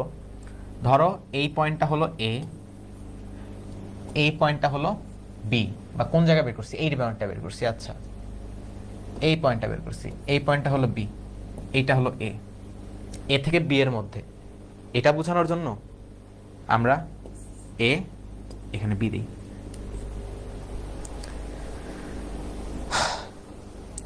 ডিএক্স দিচ্ছেন, তাহলে ডিওয়াই হবে না? ডিওয়াই হবে। তুমি যদি ওয়াই অক্ষ বরাবর করো, আমি কি করছি? আমি একটা গ্রাফ নিছি, এক্স অক্ষের সাথে ক্ষেত্রফল বের করছি, এক্স অক্ষের সাথে ক্ষেত্রফল বের করছি। তাহলে যদি আমি ওয়াই অক্ষের সাথে ক্ষেত্রফল বের করতে চাই, একটা গ্রাফ যদি এরকম হয়, এত কি জটিলে যাব? আচ্ছা শোনো, যদি গ্রাফটা এরকম হয়, এরকম গ্রাফ, আমি ওয়াই অক্ষের সাথে কতটুকু ক্ষেত্রফল উৎপন্ন করতেছি আমি বের করতে চাই, তাহলে আমি দেব ইন্টিগ্রেশন ওই ফাংশনটা, তারপরে ডি ওয়াই, এইটুকু, আর কিছু না। বুঝতে পারছো? ওয়াই তো একটা ফাংশন, ওয়াই একটা ফাংশন। অনেক জটিল হয়ে গেছে বুঝতে পারছি, তোমাদের মাথা মুথা হ্যাং করবে, স্বাভাবিক। তো তোমাদের আমি একটা শর্টকাট বুঝাই দিই, এগুলো মুখস্থ করবা, ঠিক আছে? ভাই এই সাইনগুলো তো ক্যালকুলেটরও আছে, ক্যালকুলেটর তো থাকবে, ম্যাথ না, এগুলো তোমার লাগবে। কিছুদিন পর যাও ম্যাথে, যাও ম্যাথে যায় বুঝবা এগুলো লাগবে অনেক, এই জন্য, ঠিক আছে? এই ফর্মুলাগুলো যদি তুমি মনে রাখো, তাহলে মোটামুটি বোঝা যায় যে তোমার আর কিছু লাগবে না ইন্টিগ্রেশনের, এই ফর্মুলার বাইরে আর কিছু লাগবে না। এটার সাথে তুমি ডিফারেন্সিয়েশনের কিছুটা মিল পাবা, কারণ আমি বলছিলাম যে একটা জিনিস ডিফারেন্সিয়েশন করলে যেটা পাওয়া যায়, ইন্টিগ্রেশন করলে তার উল্টাটা পাওয়া যায়। ডিফারেন্সিয়েশন করে যেটা পাই, ইন্টিগ্রেশন করে তার উল্টাটা পাই। দেখো X to the power N, এগুলো মুখস্থ রাখবে। এখানে 1 2 3 4 5 6 7, মাঝখানে যে এখানে 3, এই 7টা ফর্মুলা মনে রাখবা, আর কিছু লাগবে না। আর লাস্টে আর 2টা ফর্মুলা আছে, ওইটা আমি দেখিয়ে দেব। ওগুলা করলে শেষ মোটামুটি, ইন্টিগ্রেশনে আর কিছুই করতে হবে না। এগুলা আমি মনে রাখার একটা উপায় শেখাই দিই। একটা কাগজে লিখবা, বুঝছো? 7 দিন করবা, জাস্ট 7 দিন একটা কাগজে এখানে 7টা ফর্মুলা উঠাবা। ডিফারেন্সিয়েশনে আরও কিছু ফর্মুলা আছে, ওই ফর্মুলাগুলো উঠাবা। কাগজে এক পাশে ডিফারেন্সিয়েশনের ফর্মুলা লিখবা, এক পাশে ইন্টিগ্রেশনের ফর্মুলা লিখবা, দেখবা অনেকটা সিমিলার আছে। ডিফারেন্সিয়েশনে কি হয়, সাইন এক্সকে ডিফারেন্সিয়েশন করলে কি আসে, কজ এক্স। এখানে সাইন এক্স করলে আসে মাইনাস কজ এক্স। বুঝতে পারছো? মাইনাস কজ এক্সকে ডিফারেন্সিয়েশন করবা, তাহলে কি আসে, তাহলে আবার কিন্তু সাইন এক্স আসবে। তুমি খাতায় লিখবা, তাহলে বুঝতে পারবা। সো এইটা সূত্রগুলো মনে রাখা, এটা আসলে সবচেয়ে মানে কঠিন একটা জিনিস। মনে রাখাটা আসলে একটু টাফ হইতে পারে, ঠিক আছে? কখন তুমি এই যে n+1 দিয়ে ভাগ করবা, কখন n সামনে আনবা, এটা প্র্যাকটিস করতে করতে হবে। আর শুরুতে যদি মনে রাখতে চাও, তাহলে খাতায় লিখে সামনে টানায় রাখবা। প্রতিদিন সকালে উঠা বা রাতের বেলা যে কোনো একটা সময় তুমি লিখবা, দেখে দেখে লিখবা, বা ততটুকু মনে আছে না দেখে লেখার চেষ্টা করবা, ঠিক আছে? তুমি খাতায় এটুকু লিখে রাখবা, সমান সমান দিয়ে বাকিটা নিজে লেখার চেষ্টা করবা। 7 দিন করলে মুখস্থ হয়ে যাবে, ঠিক আছে? তোমার ক্যালকুলাসের ক্ষেত্রে একটা জিনিস মনে করাই দিই। তোমরা যখন ম্যাথ করবা, ঠিক আছে, যখন তোমরা ম্যাথ কোর্স করবা, তখন দেখবা ক্যালকুলাস তোমাকে অনেক বোঝানোর চেষ্টা করতেছে। এই দেখো ক্ষেত্রফল, এইটা এই সেই হ্যান ত্যান, ডিফারেন্সিয়েশন অনেক বোঝানোর চেষ্টা করতেছে এই সেই। কিন্তু আলটিমেটলি তোমাদের উচ্চতর গণিতের প্রথম পত্রে একটা অধ্যায় আছে যোগজীকরণ, ইন্টিগ্রেশনের উপরে। এই অধ্যায়টা মুখস্থ না করলে তুমি কিচ্ছু করতে পারবে না। ম্যাথ অনেক বুঝে বুঝে বুঝে বুঝে করার যেই প্রবণতাটা তোমাদের মধ্যে অনেকের মধ্যে আছে, তোমাদের কলেজ লাইফে এটা অনেক চ্যাপ্টারে খাটবে না। ত্রিকোণমিতি আছে, তোমাদের যোগজীকরণ আছে, অনেক কিছু চ্যাপ্টার আছে যেগুলোতে তোমাদের মুখস্থটাই মানে তোমাদের জীবনের লক্ষ্য হয়ে যাবে। ম্যাথ মুখস্থ করলেই ভালো করতে পারো ওখানে। এটা আসলে কন্ট্রাডিক্টরি হয়ে যায়, বাট এটা রিয়ালিটি। যত তাড়াতাড়ি বুঝবা তত ভালো করবা। তোমাদের ম্যাথ স্যারকে আবার বললো না যে পারো যে বলছে এগুলো। তোমরা বুঝবা যখন একটু বয়স হবে। এখন তো তোমরা জাস্ট বিগিনার, নতুন নতুন শুরু করতেছো। এখন এই জন্য খুব বেশি প্রেশার লাগবে না। একটু পরে যখন যাবা, সেকেন্ড ইয়ারের দিকে উঠবা বা একটু ফার্স্ট ইয়ার শেষের দিকে যাবা, ওই টাইমে যা দেখবা বেশ প্রেশার পড়তেছে, চ্যাপ্টারগুলো অনেক কঠিন কঠিন আসবে। এই জন্যই বলি শুরুর থেকে, এই শুরুর যে পড়াগুলো আছে, ক্যালকুলাস একটু কঠিন, ক্যালকুলাসটা কঠিন। এই জন্যই এটা ক্যালকুলাস। ক্যালকুলাসের আলাদা ডিগ্রি হয় ভাই, ভার্সিটিতে ক্যালকুলাসের ডিগ্রি হয়। সো বুঝতে পারছো একটু কঠিন হবে, এইটা পার করে ফেলো। আর এরপরে ভেক্টরগুলো যখন শুরু হবে একটু ইজি লাগবে, ইজি লাগবে। এরপর থেকে তোমার কাজ হবে প্রতিদিনের পর প্রতিদিন শেষ করে ফেলা, কারণ এর লাস্টে যায় তোমার অনেক চাপ বেড়ে যাবে। ওই সময় তুমি আগের পড়াগুলা কমপ্লিট করতে পারবা না, ঠিক আছে? ডিফারেন্সিয়েশনের মতো এটা বুঝে দেবেন না? হ্যাঁ দেখো, X to the power N, এইটাকে আমি ইন্টিগ্রেশন করছি। দেখো প্রথমত আমি কি বলছিলাম, ইন্টিগ্রেশন মানে বোঝায় ক্ষেত্রফল বের করা। এখন যদি আমি এই গ্রাফের ক্ষেত্রফল বের করতে চাই, তোমাকে তো অবশ্যই বলে দিতে হবে যে ভাইয়া দেখেন আমার একটা গ্রাফ আছে, এই গ্রাফটা সুন্দর মতো এইভাবে যায়, এটার এইটুকু জায়গার মধ্যে আমাকে ক্ষেত্রফলটা বের করে দেন। তো এইটুকু জায়গা তোমাকে বলে দিতে হবে যে এ থেকে বি পর্যন্ত আমাকে ক্ষেত্রফল বের করে দেন। যদি তুমি আমাকে এ থেকে বি পর্যন্ত না বলে দাও, তাহলে আমি কীভাবে ক্ষেত্রফল বের করবো, তাই না? সো ক্ষেত্রফল বের করতে হলে এ এবং বি কোন পয়েন্টের মাঝখানে ক্ষেত্রফল বের করব সেটা বের করতে হবে। আর যদি তোমাকে এ বি না বলে দেয়, তোমাকে বলে দিল না, তোমাকে বললো যে দেখেন এই গ্রাফটা আছে, আমাকে এমন একটা জিনিস বের করে দেন যেটা দিয়ে আমি যে কোনো জায়গার ক্ষেত্রফল বের করতে পারবো। সো এটা তো আসলে মানে কোনো বাস্তব কথা হইলো না, অবাস্তব কথা হইলো। তুমি আমাকে যদি না বলে দাও, তাহলে আমি ক্ষেত্রফল কীভাবে বের করবো? এই জন্য যখন কোনো লিমিট দেওয়া থাকে না, এগুলোকে বলে লিমিট। প্রথম লিমিট, শেষ লিমিট। লিমিট কোথায় শুরু হয়েছে কোথায় শেষ হয়েছে, এই জায়গা থেকে এই জায়গার মধ্যে ক্ষেত্রফল বের করতেছি। এই লিমিটগুলো আমরা এখানে লিখি, কোন জায়গা থেকে শুরু হয়েছে কোন জায়গায় শেষ হয়েছে। যদি লিমিট দেওয়া না থাকে, দেখো এখানে লিমিট থাকার কথা ছিল না, আমি যদি এই ফাংশনের গ্রাফ চাই আমাকে তো বলেই তো হবে ভাইয়া এই ফাংশনের এই জায়গা থেকে এই জায়গা পর্যন্ত গ্রাফ বের করো, আমাকে তো বলে দেয় নাই। তাহলে কি করব? এই জন্য আমরা লাস্টে একটা সি দেই, প্লাস সি। সি একটা ধ্রুবক। ধ্রুবক মানে দেখো ভাই তুমি আমাকে কোনো এরিয়া বলে দাও নাই, আমি এইটুকু যদি এরিয়া থাকতো আমি এইটুকু বের করতে পারতাম। এর বাইরে তুমি যেহেতু আমাকে কোনো এরিয়া বলে দাও নাই, কোন এরিয়ায় যায় কোন ক্ষেত্রফল কত মান আসবে এটা আমি কিভাবে বলবো? এই জন্য একটা প্লাস সি দিয়ে দেই। ঠিক আছে, এটা হলো অজানা একটা মান, এটা বোঝায় যে মানটা অজানা। শুধু প্রথমে একটা ফাংশন বের করতে পারি প্লাস একটা অজানা মান আসে। ঠিক আছে, সো যদি লিমিট না থাকে আমরা লাস্টে একটা সি দিব, যেটা হলো একটা অজানা মান এবং একটা ধ্রুবক। যদি লিমিট থাকে তাহলে কি করবো সেটা আমি দেখাচ্ছি, তাহলে ওটা আমি দেখাবো। X to the power N K integration করছি, তাহলে ডিফারেন্সিয়েশনে কি হইতো? ডিফারেন্সিয়েশনে পাওয়ার 1 কমায় দিতাম। এটা ডিফারেন্সিয়েশনের উল্টা, এখানে পাওয়ার 1 বাড়ায় দিব। ডিফারেন্সিয়েশনে কি হইতো? আগে যে পাওয়ারটা ছিল ওই পাওয়ারটা সামনে গুণ আকারে চলে আসতো। এখানে কি হবে? নতুন যে পাওয়ারটা হয়েছে ওটা ভাগ আকারে আসবে। এইভাবে রিলেট করে মনে করবা, এইভাবে রিলেট করে মুখস্থ রাখার চেষ্টা করবা, তাহলে ভালো হবে। 5 নাম্বার স্ট্রাকচারে সি নাই কেন? কারণ 5 নাম্বারে আমি ডিফারেন্সিয়েশন করি না। আমি যখন ফর্মুলাগুলো বুঝাবো না তখন তুমি বুঝতে পারবা, ওটা আমি যখন বুঝাবো তখন তুমি বুঝতে পারবা। তখন আমি যাই, তারপর তুমি দেখবা। এত কঠিন কেন? ক্যালকুলাস একটু কঠিন হবে, ক্যালকুলাসটা কঠিন হবে। এটা ম্যাথে যায় দেখবা আরো কঠিন, ম্যাথে যায় দেখবা ক্যালকুলাস করতে যায় খুবই অবস্থা খারাপ হচ্ছে। এখানে তো অল্প জিনিস বুঝাচ্ছি। এখন এন এর পাওয়ার -1 হইতে পারবে না, এই ফর্মুলা সবার জন্য অ্যাপ্লিকেবল। শুধুমাত্র এন ইকুয়াল যখন -1 তখন এটা কাজ করবে না। এন ইকুয়াল -1 ছাড়া সবার জন্য এটা কাজ করবে। এন ইকুয়াল -1 মানে এই যে এক্স এর পাওয়ার যদি -1 হয় তাহলে ফর্মুলাটা হলো ln x আসবে। ঠিক আছে, এখন এটাকে এক্স টু দি পাওয়ার -1 কে তুমি এইভাবে লিখতে পারো, 1/x আকারে লিখতে পারো। মিল খুঁজে পাচ্ছ? ডিফারেন্সিয়েশনে এইটাকে ডিফারেন্সিয়েট করলে এইটা পাওয়া যাইতো, ইন্টিগ্রেশনে এইটাকে ইন্টিগ্রেট করে এইটা পাওয়া যাচ্ছে। মুখস্থ রাখতে হবে, এটা তো এমনি বুঝতে পারবা, এটা তো এমনি মনে থাকবে। ঠিক আছে, এখন দেখো E to the power X ডিফারেন্সিয়েশনেও চেঞ্জ হইতো না, এখানেও চেঞ্জ হবে না, এটার এই জিনিসটাই আসবে। দেখো এটাকে ইন্টিগ্রেট করে এটা পাওয়া গেছে, এটাকে ডিফারেন্সিয়েট করে এটা পাওয়া যায়, তাই না?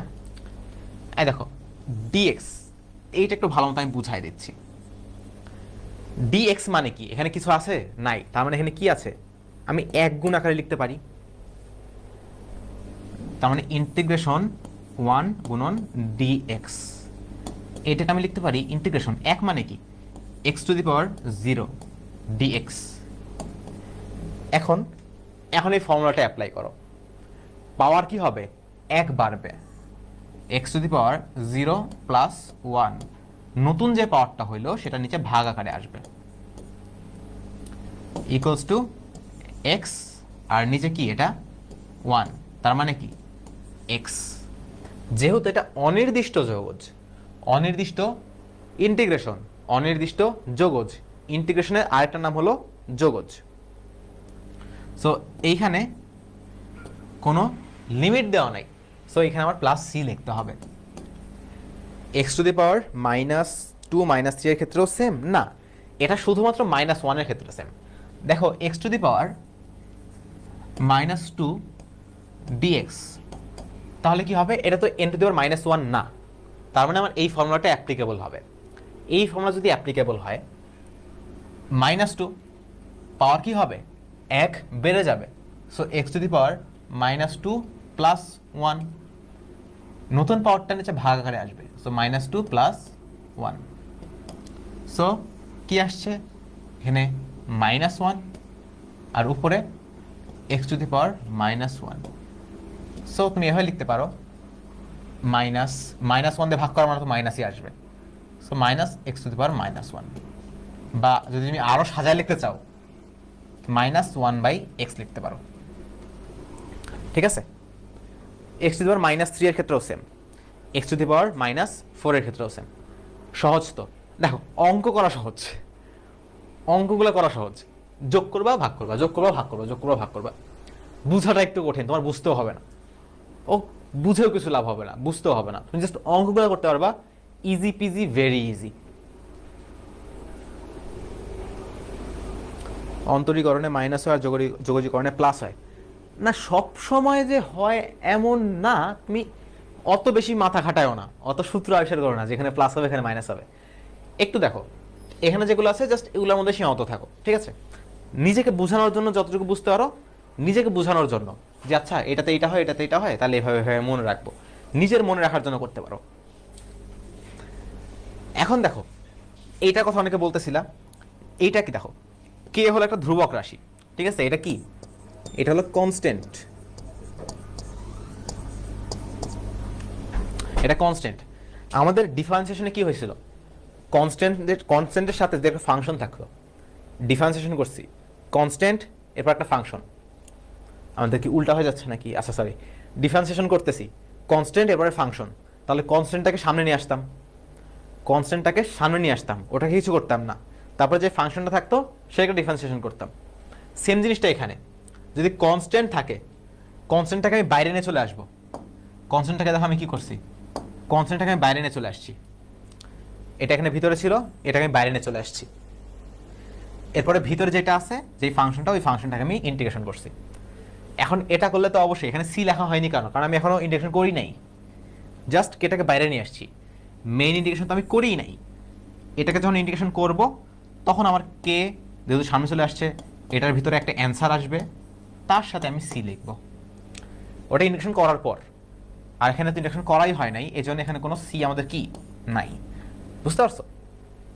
আচ্ছা, এগুলা তো জলে কেন? আচ্ছা গেছে। হ্যাঁ, ঝাড়া মুখস্থ করবা, ক্যালকুলাসের উপর ঝাড়া মুখস্থের কোনো কথা নেই। ক্যালকুলাস, ত্রিকোণমিতি, বলে দিই তোমাদের ফিজিক্সের টিচার হয়ে ম্যাথের কিছু সাজেশন দিই। ক্যালকুলাস, ত্রিকোণমিতি, স্থিতিবিদ্যা, ঝাড়া মুখস্থ, দেখবা টান টানে প্লাস সব জায়গায়, অ্যাডমিশনে ভালো করবা যদি এটা করতে পারো। সাইন এক্স, এইটাকে ইন্টিগ্রেশন করলে আসে মাইনাস কজ এক্স। দেখো তো মাইনাস কজ এক্সকে ডিফারেন্সিয়েশন করলে কি আসে? সাইন এক্স করলে আসে minus cos x. Minus cos x যদি আমি ডিফারেন্সিয়েশন করি, মাইনাসটা বাদ দাও, কজ এক্স করলে কি আসবে? কজ এক্স করলে আসবে মাইনাস সাইন এক্স। কজ এক্সকে ডিফারেন্সিয়েশন করছি, মাইনাস সাইন এক্স আসছে। মাইনাস সাইন এক্সের সামনে আরেকটা মাইনাস, মাইনাসে মাইনাসে কাটাকাটি, প্লাস, তার মানে প্লাস সাইন এক্স থাকে। এই দেখো প্লাস সাইন এক্স, বুঝতে পারছো? সো ইন্টিগ্রেশন আর ডিফারেন্সিয়েশন অনেক বেশি রিলেটেড, একটা আরেকটার উল্টা, একটা আরেকটার উল্টা। যেখানে এটাকে করলে এটা আসে, এটাকে করলে এটা আসে। কজ এক্সকে যদি আমি ইন্টিগ্রেশন করি, সাইন এক্স আসে, ঠিক আছে? এইটা আমার কনফিউশন হইতো যে কখন সাইন এক্সে মাইনাস হবে, কখন কজ এক্সে মাইনাস হবে, এটা আমার উল্টাপাল্টা হয়ে যেত, লিখে করতে হইতো। বুয়েট অ্যাডমিশনে ভালো করা যাবে, ঝাড়া মুখস্থ করে করা যাবে। ইন্টিগ্রেশন, ইন্টিগ্রেশন এমন একটা জিনিস, তোমার সবগুলো টাইপ মুখস্থ রাখতে হবে, যে এই টাইপের ম্যাথ আসলে এটা কীভাবে করতে হয় এটা মুখস্থ রাখতে হবে। তুমি কখনোই করতে পারবে না, মাথা খাটা করতে পারবে না। অ্যাডমিশনে ভালো করার সবচেয়ে বড় উপায় হলো ইন্টিগ্রেশন আর ত্রিকোণমিতি মুখস্থ করা, ঠিক আছে? প্রো টিপস, এটা তোমাকে আর কেউ বলবে না, আমি বললাম জাস্ট। তোমরা নিজেরা বুঝতে পারবা, তোমরা যখন পড়বা না, তোমরা তখন নতুন উঠছো, যখন এখন তোমাদের মাথায় আসছে অনেক বুঝে বুঝে পড়বো, অনেক কিছু করবো, এই করবো এই করবো, বাট রিয়ালিটি হলো সব কিছু সবসময় বুঝে পড়া হয় না, কিছু জিনিস প্র্যাকটিক্যালি হ্যান্ডেল করতে হয়। তুমি বুঝে বুঝে অনেক করছো, একটা জিনিস করতে অনেক সময় লাগতেছে, যে মুখস্থ করে গেছে ও 3 মিনিটে করে ফেলবে। সো যখন তোমার হাতে অপশন আছে তখন হোয়াই টেক রিস্ক, তাই না? অবশ্যই বুঝবা, বুঝার পর মুখস্থ করে ফেলবা। এখন না, ফিজিক্সে কখন কোনটা মুখস্থ করতে হবে আমি বলবো, ম্যাথের ক্ষেত্রে কখন কোনটা মুখস্থ করতে হবে এটা ভাইয়া বলে দেবে, ঠিক আছে? বুয়েটে ক্যালকুলেটর ইউজ করা যাবে কি যাবে না? ভাইয়া বুয়েটে ক্যালকুলেটরই মেইন। বুয়েট অ্যাডমিশনে ক্যালকুলেটর যার যত দক্ষতা সে তত ভালো করবে, যার ক্যালকুলেটরে যত বেশি দক্ষতা সে তত ভালো করবে, ঠিক আছে? সো ক্যালকুলেটরে এখন থেকে পারদর্শিতা অর্জন করো যদি তোমার বুয়েট টার্গেট হয়, বা যে কোনো ইঞ্জিনিয়ারিং সিকের ওয়েট হোক, বুয়েট হোক, যেখানেও টার্গেট হবে, বা আইইউটি হোক অবশ্যই, বা এমআইএসটি হোক, যেখানেই হোক, ক্যালকুলেটরে ভালো নখদর্পণ রাখতে হবে। সবগুলো ফাংশন এখন থেকেই টিপাটিপি করা শুরু করো। আর যাদের ঢাকা বিশ্ববিদ্যালয়ের টার্গেট, তারা ক্যালকুলেটর ছাড়া করা শুরু করো, ঠিক আছে? বেস্ট অপশন কোনটা? বেস্ট অপশন হলো ক্যালকুলেটর সহ করবা, ক্যালকুলেটর ছাড়াও করবা। দেখবা যেটা ক্যালকুলেটর ছাড়া পারি নাকি, বা এটা ক্যালকুলেটরে আমি কত ফাস্ট করতে পারি, ঠিক আছে? ফিজিক্সে আমি অনেক ট্রিক্স তোমাদের করে দেবো, দেখাই দেবো, ঠিক আছে, কোনটা ক্যালকুলেটরে কেমনে করতে হয়। সিডাব্লিউ অ্যালাউ, ঠিক আছে? এইচএসসিতে 991 সবগুলো ক্যালকুলেটর অ্যালাউড, তোমাদের অ্যাডমিশনেও অ্যালাউড।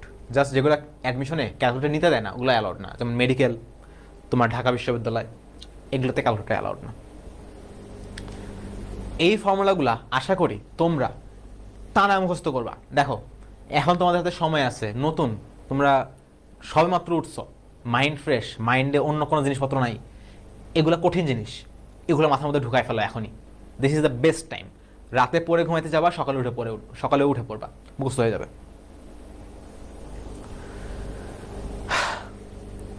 আচ্ছা, ম্যাথ মুখস্থ করার বিষয় না, কেউ ভুলভাবে নিও না, বাট ম্যাথের টাইপগুলো মুখস্থ করতে হয়, যে এই ম্যাথটা আমি কোনভাবে করব, কোনভাবে করলে সহজে মিলবে, ঠিক আছে? এটা বুঝতে হবে। তোমরা এখনই তো মিনিং বের করলে হবে না, একটু পড়াশোনা করো, তখন তোমরা বুঝতে পারবো জিনিসটা। আমরা ফর্মুলাগুলা দেখলাম, ঠিক আছে? অনেক সময় এমন হইতে পারে না যে ইন্টিগ্রেশন আছে, ধরো তোমার x square plus 2x plus 9, ধরো 9। আমি কি সবগুলো ফর্মুলা দেখাইছিলাম? হ্যাঁ, আচ্ছা, ধরো এইটা আছে এবং dx, তাহলে এটা কিভাবে করব? ডিফারেন্সিয়েশনের সময় যেভাবে করতাম সেইভাবেই প্রত্যেকটা পার্টে আলাদা আলাদা করে ইন্টিগ্রেশন আমরা করব। সো ভিতরের পার্টে ইন্টিগ্রেশন আমরা করব, ইন্টিগ্রেশন এক্স স্কোয়ার ডিএক্স, তারপরে এটা করব ইন্টিগ্রেশন 2x ডিএক্স, তারপরে এটা করব ইন্টিগ্রেশন 9 ডিএক্স। মনে রাখবা একটা জিনিস, অত ভালো বুঝতে হবে না এখন, মাথায় তো প্রেশার দেওয়ার দরকার নেই, তবে আমি ফিউচারে পড়াবো, যখন লাগবে তখন আমি ডিটেলে পড়াই দেবো। যদি এক্স থাকে আমি এক্সকে ডিফারেন্সিয়েশন করব, ঠিক আছে? আমরা ফিউচারে দেখবো, পরে যখন আমরা পড়বো তখন দেখবো যে অনেক সময় মিলে না, এখানে ওয়াই আছে এখানে এক্স আছে, তখন ডিফারেন্সিয়েশন করা যায় না, ঠিক আছে? সো এটা একটু মাথায় রাখবা যে মিলতেছে নাকি। এটা কত হবে? পাওয়ার 1 বাড়বে, 2 এর সাথে 1 বাড়লে 3, নতুন পাওয়ারটা নিচে ভাগ আকারে আসবে। এটা কি হবে? ধ্রুবক, ধ্রুবক সামনে চলে আসবে, integration of X dx plus ধ্রুবক, ধ্রুবকটা সামনে চলে আসবে, ইন্টিগ্রেশন ডিএক্স।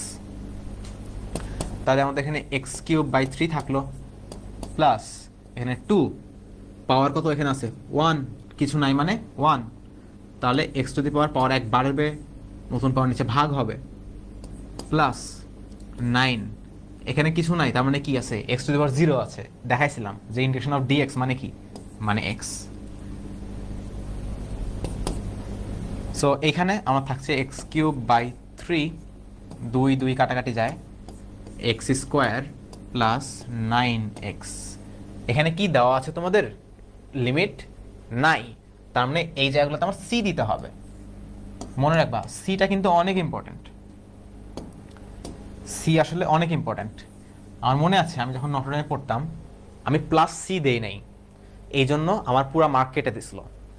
আমাদের নটরডেমে একটা ক্যালকুলাসের উপর একটা এক্সাম হয়, একটা না 2টা এক্সাম হয়, 100 মার্কের, 10টা ক্যালকুলাস থাকে, এরকম 10টা ক্যালকুলাস থাকে। এটা তো সহজ, আর তোমরা যখন ম্যাথ পড়বা ম্যাথে তো কঠিন কঠিন থাকবে। সো ওইটাতে আমি এরকম প্লাস সি দেই নাই। সো কী করছিল, স্যার আমাকে 0 দিছিল। সো ওইটাতে আমি ফেল করছিলাম, ওটাতে আমি না ফেল করিনি, 35 পাইছিলাম, মনে আছে আমার। অনেক কাহিনী, তোমাদের একদিন আমি সময় নিয়ে সব কিছু বলবো, আমাদের ক্লাসে মাঝখানে সব কিছু ক্লিয়ার করে দেবো, তোমরা একটু আইডিয়া পাবা, একটা ধারণা পাবা জিনিসপত্র নিয়ে। এখন আমরা কি করলাম? যোগ বা বিয়োগ আকারে করলাম, ঠিক আছে? আরেকটা ম্যাথ করো, একটা ম্যাথ যদি আমি দেই, ইন্টিগ্রেশন, আচ্ছা এটাতে কেন লিখতেছি, লাফাইস না। ইন্টিগ্রেশন ধরো কি দেবো তোমাদের, X minus one plus 9x⁻70 plus sine X dx. এটা করতে পারবা? সি মানে কনস্ট্যান্ট, সি হলো কনস্ট্যান্ট। সি একটা এমন একটা জিনিস যেটা মান আমরা জানি না। যদি লিমিট দেওয়া না থাকে তাহলে আমি ক্ষেত্রফল কীভাবে বলবো? কোনো নির্দিষ্ট মান আছে? নাই। এই জন্য আমরা একটা কনস্ট্যান্ট দিই। তো দেখেন ভাই, এই ভ্যালুটার মান আমি জানি না, প্রথমে একটা ফাংশন পাই, বাট এরপরে একটা কনস্ট্যান্ট দিতে হয়।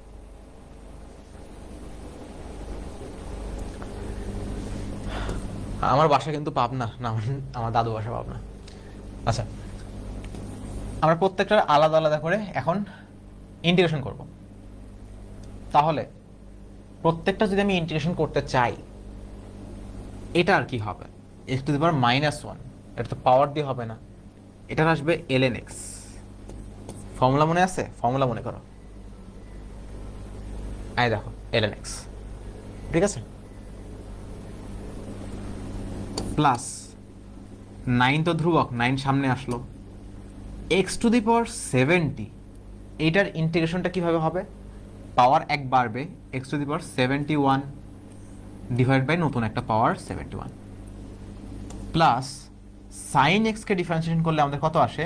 Minus cos X, sorry integration করলে minus cos X, plus C দিতে হবে কারণ কোনো লিমিট দেওয়া নাই। সেখানে কত আসতেছে? ln x plus 9/71 x⁻71 minus cos x যোগ c। 9x70 কই? 9x70 কোথায় দিছি? 9x⁻70 দিছি, বুঝতে পারছো? এটা ঠিক আছে। 9 তো সামনে, x⁻71/71 সাইন কজ আসলো, এটা এটা এটা, হ্যাঁ ঠিক আছে। আরেকটা দিয়ে তোমরা বাসায় করবা। এটা কি দেবো তোমাদের? একটু কঠিন দিব না সহজ দিব?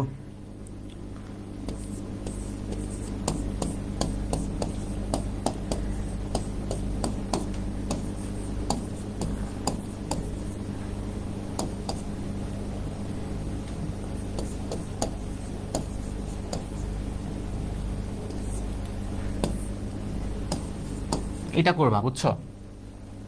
এটা তোমরা বাসায় করবা, পারবা?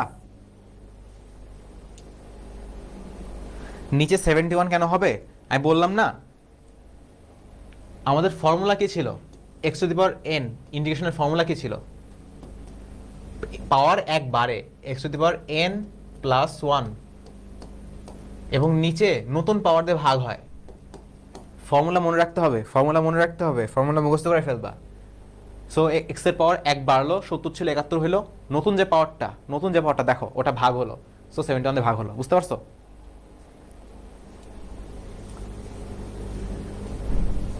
আমি দেখো একটা হিন্ট দেই তোমাদের, এটা কত আসবে? Sine X. এটা কত আসবে? Minus cos X. একটু দি পাওয়ার না, কিসের ছুটি? কতক্ষণ হলো আজকে?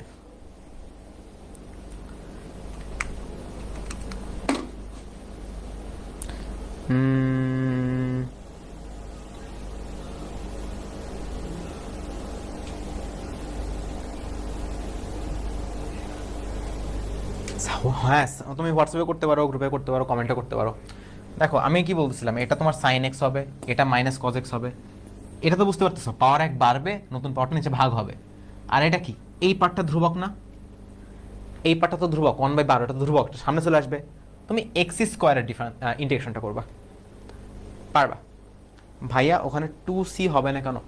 2c কিছু না, সি মানে সি, সি মানে সি, বুঝছো? সি এমন একটা জিনিস, সি মানে বোঝায় এমন একটা জিনিস যেটা আমি জানি না, কনস্ট্যান্ট হলো আমি জানি না। তুমি জাস্ট সি লিখবা, 2c 3c 4c 5c কিছু নেই, ঠিক আছে? আর এখানেও কিন্তু সি দিবা, এটা তোমরা পারবা, এত বেশি পেঁচানোর দরকার নেই।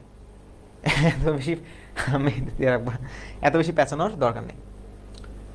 এখন দেখো এই দুটো ফর্মুলা আমাদের ফিজিক্সে লাগবে যদি তোমার মাথায় থাকে, যদি তুমি মনে রাখতে পারো, তোমার ব্রেনে যদি তোমার মনে হয় যে এখন একটু জায়গা আছে। সি লিমিটের বিকল্প না, হ্যাঁ লিমিটের বিকল্প, সি হলো লিমিটের বিকল্প। আচ্ছা, যদি তোমার এই দুটো ফর্মুলা মনে রাখার সক্ষমতা থাকে মনে রাখবা। কীভাবে মনে রাখবা আমি একটু বুঝাই দিই। যদি তোমার কমপ্লেক্স লাগে মনে রাখবা না, সমস্যা নেই, এটা যখন আমি করাবো তখন আমি মানে মনে করাই দেবো জিনিসটা।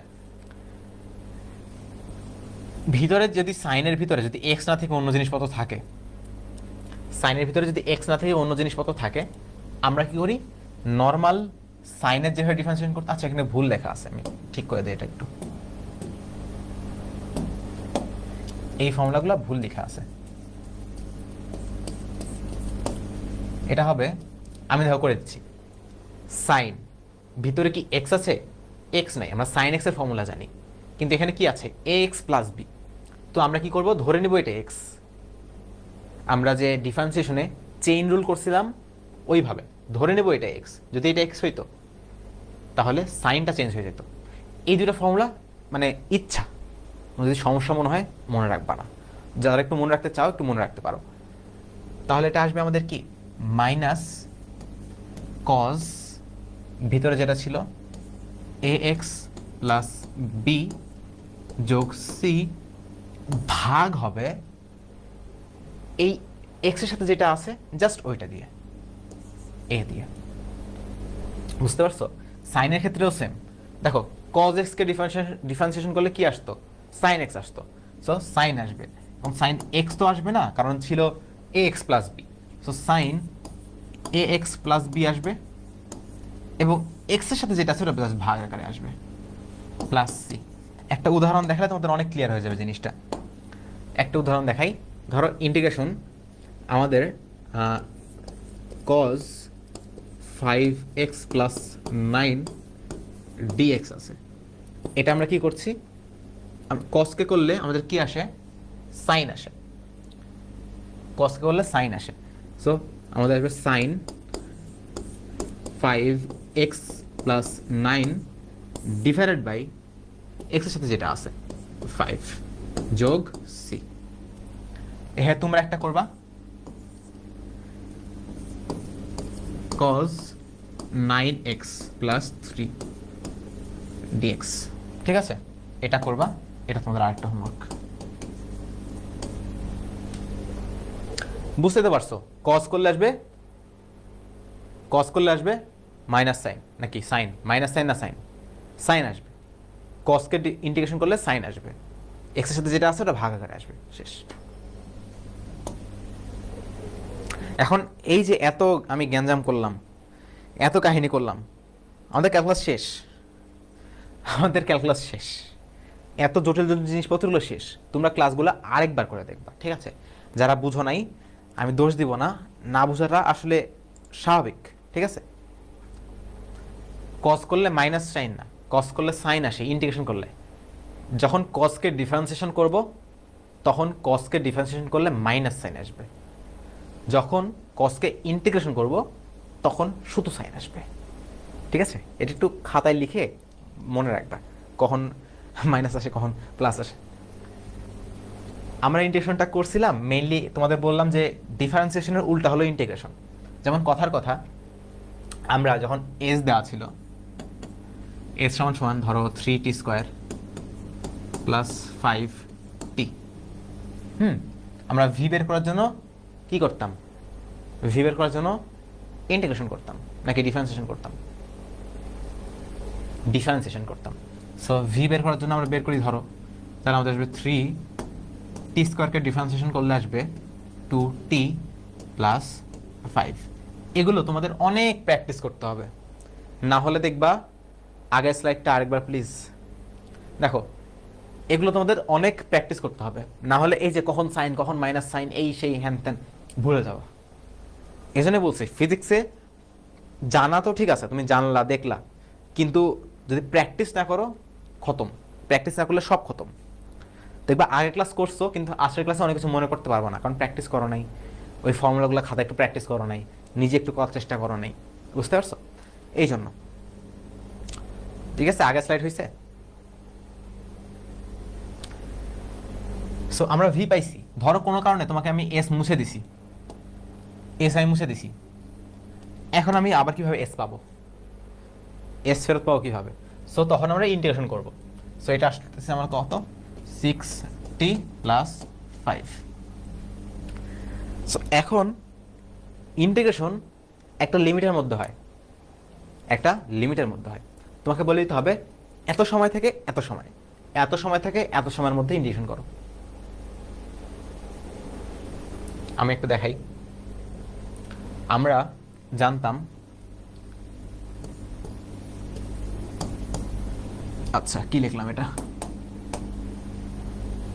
এস কে ডিফারেন্সিয়েশন করলে ভি পাওয়া যায়। আমরা বললাম এখন উল্টা হয়, ভি থেকে এস যদি যাই, ভি কে ইন্টিগ্রেশন করতে হবে, তাহলে এস পাবো। এস পাবো নাকি এস প্লাস সি পাবো, লিমিটের উপর নির্ভর করে। যদি লিমিট দেওয়া না থাকে তাহলে এস প্লাস সি, যদি লিমিট দেওয়া থাকে তাহলে জাস্ট এস। ঠিক আছে, যদি এইটা আমরা জানি ভি কে ডিফারেন্সিয়েশন করলে এ পাওয়া যায়, তাহলে এটা আমরা জানবো এ কে ইন্টিগ্রেশন করলে ভি পাওয়া যায় প্লাস সি, যেহেতু কোনো লিমিট দেওয়া নেই। যদি একটা সময় দেওয়া থাকে যে 0 সেকেন্ড থেকে বা t1 সেকেন্ড থেকে t2 সেকেন্ড, সময়ের সাথে করতেছি না, যদি সময় দেওয়া থাকে যে এত সেকেন্ড থেকে এত সেকেন্ডের মধ্যে সরণ বের করতে হবে, আমরা কি বের করতেছি, সরণ। যদি লিমিট দেওয়া থাকে এত সেকেন্ড থেকে এত সেকেন্ডের মধ্যে সরণ বের করতে হবে, তখন আমাদের এই সিটা লাগবে না। ঠিক আছে, যদি লিমিট দেওয়া না থাকে তখন আমাদের সিটা লাগবে। বুঝতে পারছো? আশা করি বুঝতে পারছো। একটা ম্যাথ দেখবা, একটা ম্যাথ দেখবা, জাস্ট ম্যাথ দেখা লাগবে না, জাস্ট এইটা দেখো। আমরা এইটা থেকে আবার এস কিভাবে ফেরত পাবো, এইটা থেকে আমরা এস কিভাবে ফেরত পাবো, এটার অনেক ডিটেল জিনিসপত্র আমরা গতিবিদ্যায় করব। ঠিক আছে, গতিবিদ্যাটা ইনশাল্লাহ আমি নিব, তোমাদের ভেক্টরটা ইয়াসিন ভাইয়া নেবে। আচ্ছা, নট শিওর, আমার পরীক্ষার উপর নির্ভর করে। আমার আজকে পরীক্ষা ছিল, সো অনেক কাহিনী আছে তোমাদের জন্য, আমি শেষ করে দেবো। ঠিক আছে, 30 মিনিট তো 1.5 ঘন্টা হবে না পুরোনো। এখন আমরা ভি জানি, আমরা এস বের করবো। এস সমান সমান আমরা জানি ইন্টিগ্রেশন করতে হবে ভি কে, তাই তো? সো আগেই এস না লিখি, কারণ এস প্লাস সি হবে না কি হবে সেটা তো বলতে পারতেছি না। তাহলে ইন্টিগ্রেশন 6t প্লাস 5। তোমাদেরকে মনে আছে এস কি ছিল, এস আমি কি নিছিলাম? আমি ছোট ছোট করে লিখে দিই এখানে মনে রাখার জন্য। এস ছিল আমাদের, আমার যতদূর মনে পড়ে, 3t² মনে হয় নাকি, হ্যাঁ 3t² ছিল, প্লাস আমাদের 5t ছিল। এইটা ছিল আমাদের এস। ঠিক আছে, আমি আলাদা করে লিখে রাখলাম, আমি দেখবো যে এটা আসে নাকি। তাহলে ইন্টিগ্রেশন করব, e to the power ln a equals to a, is it right ভাইয়া? হ্যাঁ, e to the power ln a মানে হলো a। সাগর, সাগর তুমি মনে হয় ম্যাথস একটু মানে বেশি করে ফেলছো এদের এই কদিন। Very good. না 38 মিনিট না, 38 মিনিট না, আর 6 মিনিট, আর 6 মিনিট, 6 মিনিট না 1 মিনিট লাগবে শেষ করতে। এবার তোমাদের সাথে কিছু কথা আছে। এখান থেকে ইন্টিগ্রেশন করলে কি আসবে, প্রত্যেকটার আলাদা আলাদা integration. So integration of 6t dt plus integration of 5 dt। So 6 তো ধ্রুবক, 6 তো ধ্রুবক, 6 সামনে, t dt প্লাস 5 তো ধ্রুবক, 5 সামনে dt। আমি এত ভেঙে ভেঙে করতেছি যেন তোমরা একটু বুঝতে পারো সহজে। এত ভেঙে ভেঙে আসলে করতে হয় না, এক লাইন থেকে এক লাইন এটা লেখা যায়। বাট ধরো 6, এটা কত আসবে, t, t এর পাওয়ার 1, পাওয়ার 1 বাড়বে, 1 ছিল 2 হবে, নতুন পাওয়ার নিচে ভাগ হবে, প্লাস 5 ইন্টিগ্রেশন dt মানে কি, t ফর্মুলা, ফর্মুলা মুখস্থ মুখস্থ মুখস্থ। এখন প্লাস আমার সি দিতে হবে, কারণ আমাকে কোনো লিমিট বলে দেয় নাই, আমাকে কোনো লিমিট বলে দেয় নাই। সো এখান থেকে দেখো কাটাকাটি করবা, এখানে আসবে আমাদের 3, so 3t² plus 5t plus c। এইটুকু খেয়াল করো, এইটুকু জিনিস কোথাও আগে দেখছো? সেম না? সেম। এখন সি কেন আসলো? সি আসলো, এটা সি না, তো উল্টা অন্য জিনিস হয়ে গেছে। এটা দাঁড়াও, সি কেন আসলো? কারণ আমি কোনো লিমিট বলে দেইনি, ঠিক আছে? সো এই সি এর মান হয়তো বা 0, সি এর মান তো 0 হইতে পারে, 0 হলে এটা হবে। ধরো যদি এস এর মান এখানে একটা +7 থাকতো, আমি যখন এটাকে ডিফারেন্সিয়েশন করতাম, যখন ভি বের করতাম, ডিফারেন্সিয়েশন করলে এটা 0 হয়ে যেত না? এই 3t² ডিফারেন্সিয়েশন করলে আসতো আমাদের, এই যে এটা আসতো। 5t ডিফারেন্সিয়েশন করলে আমাদের 5 আসতো। 7কে ডিফারেন্সিয়েশন করলে কিছু আসতো না, 0 হয়ে যেত। সো এখানে 7ও থাকতে পারতো, 9ও থাকতে পারতো, 10,000 20ও থাকতে পারতো, 1,25,000 থাকতে পারতো। যেটাই থাকুক, আমার এই ভিটাই আসতো। সো এস এর সমীকরণ অনেক রকম হইতে পারে, যার জন্য ভি এর এই সমীকরণটা পাওয়া যায়। এই জন্য এখানে একটা প্লাস সি আছে। এই সি বলে এখানে যে কোনো ধ্রুবক থাক, আমার ভি এর এইটা আসবে। শেষ। বুঝতে পারছো? তোমাদের ক্যালকুলাস যা যা জানা দরকার শেষ। এখন একটা বিষয় আসো, তোমরা যে মানে ভয় পাচ্ছ না, ভাইয়া এতক্ষণ করতেছেন, এই করতেছেন, ওই করতেছেন। তোমরা জানো আজকে আমি কটার সময় ঘুম থেকে উঠছি? একটা গেস করো তো, একটা ওয়াইল্ড গেস করো যে আমি কটার সময় ঘুম থেকে উঠছি সকালবেলা। দেখি তোমাদের কার আইডিয়া ঠিক হয়। ততক্ষণে আমি দেখি যে কয়জন ক্লাসে কতক্ষণ হলো টোটাল।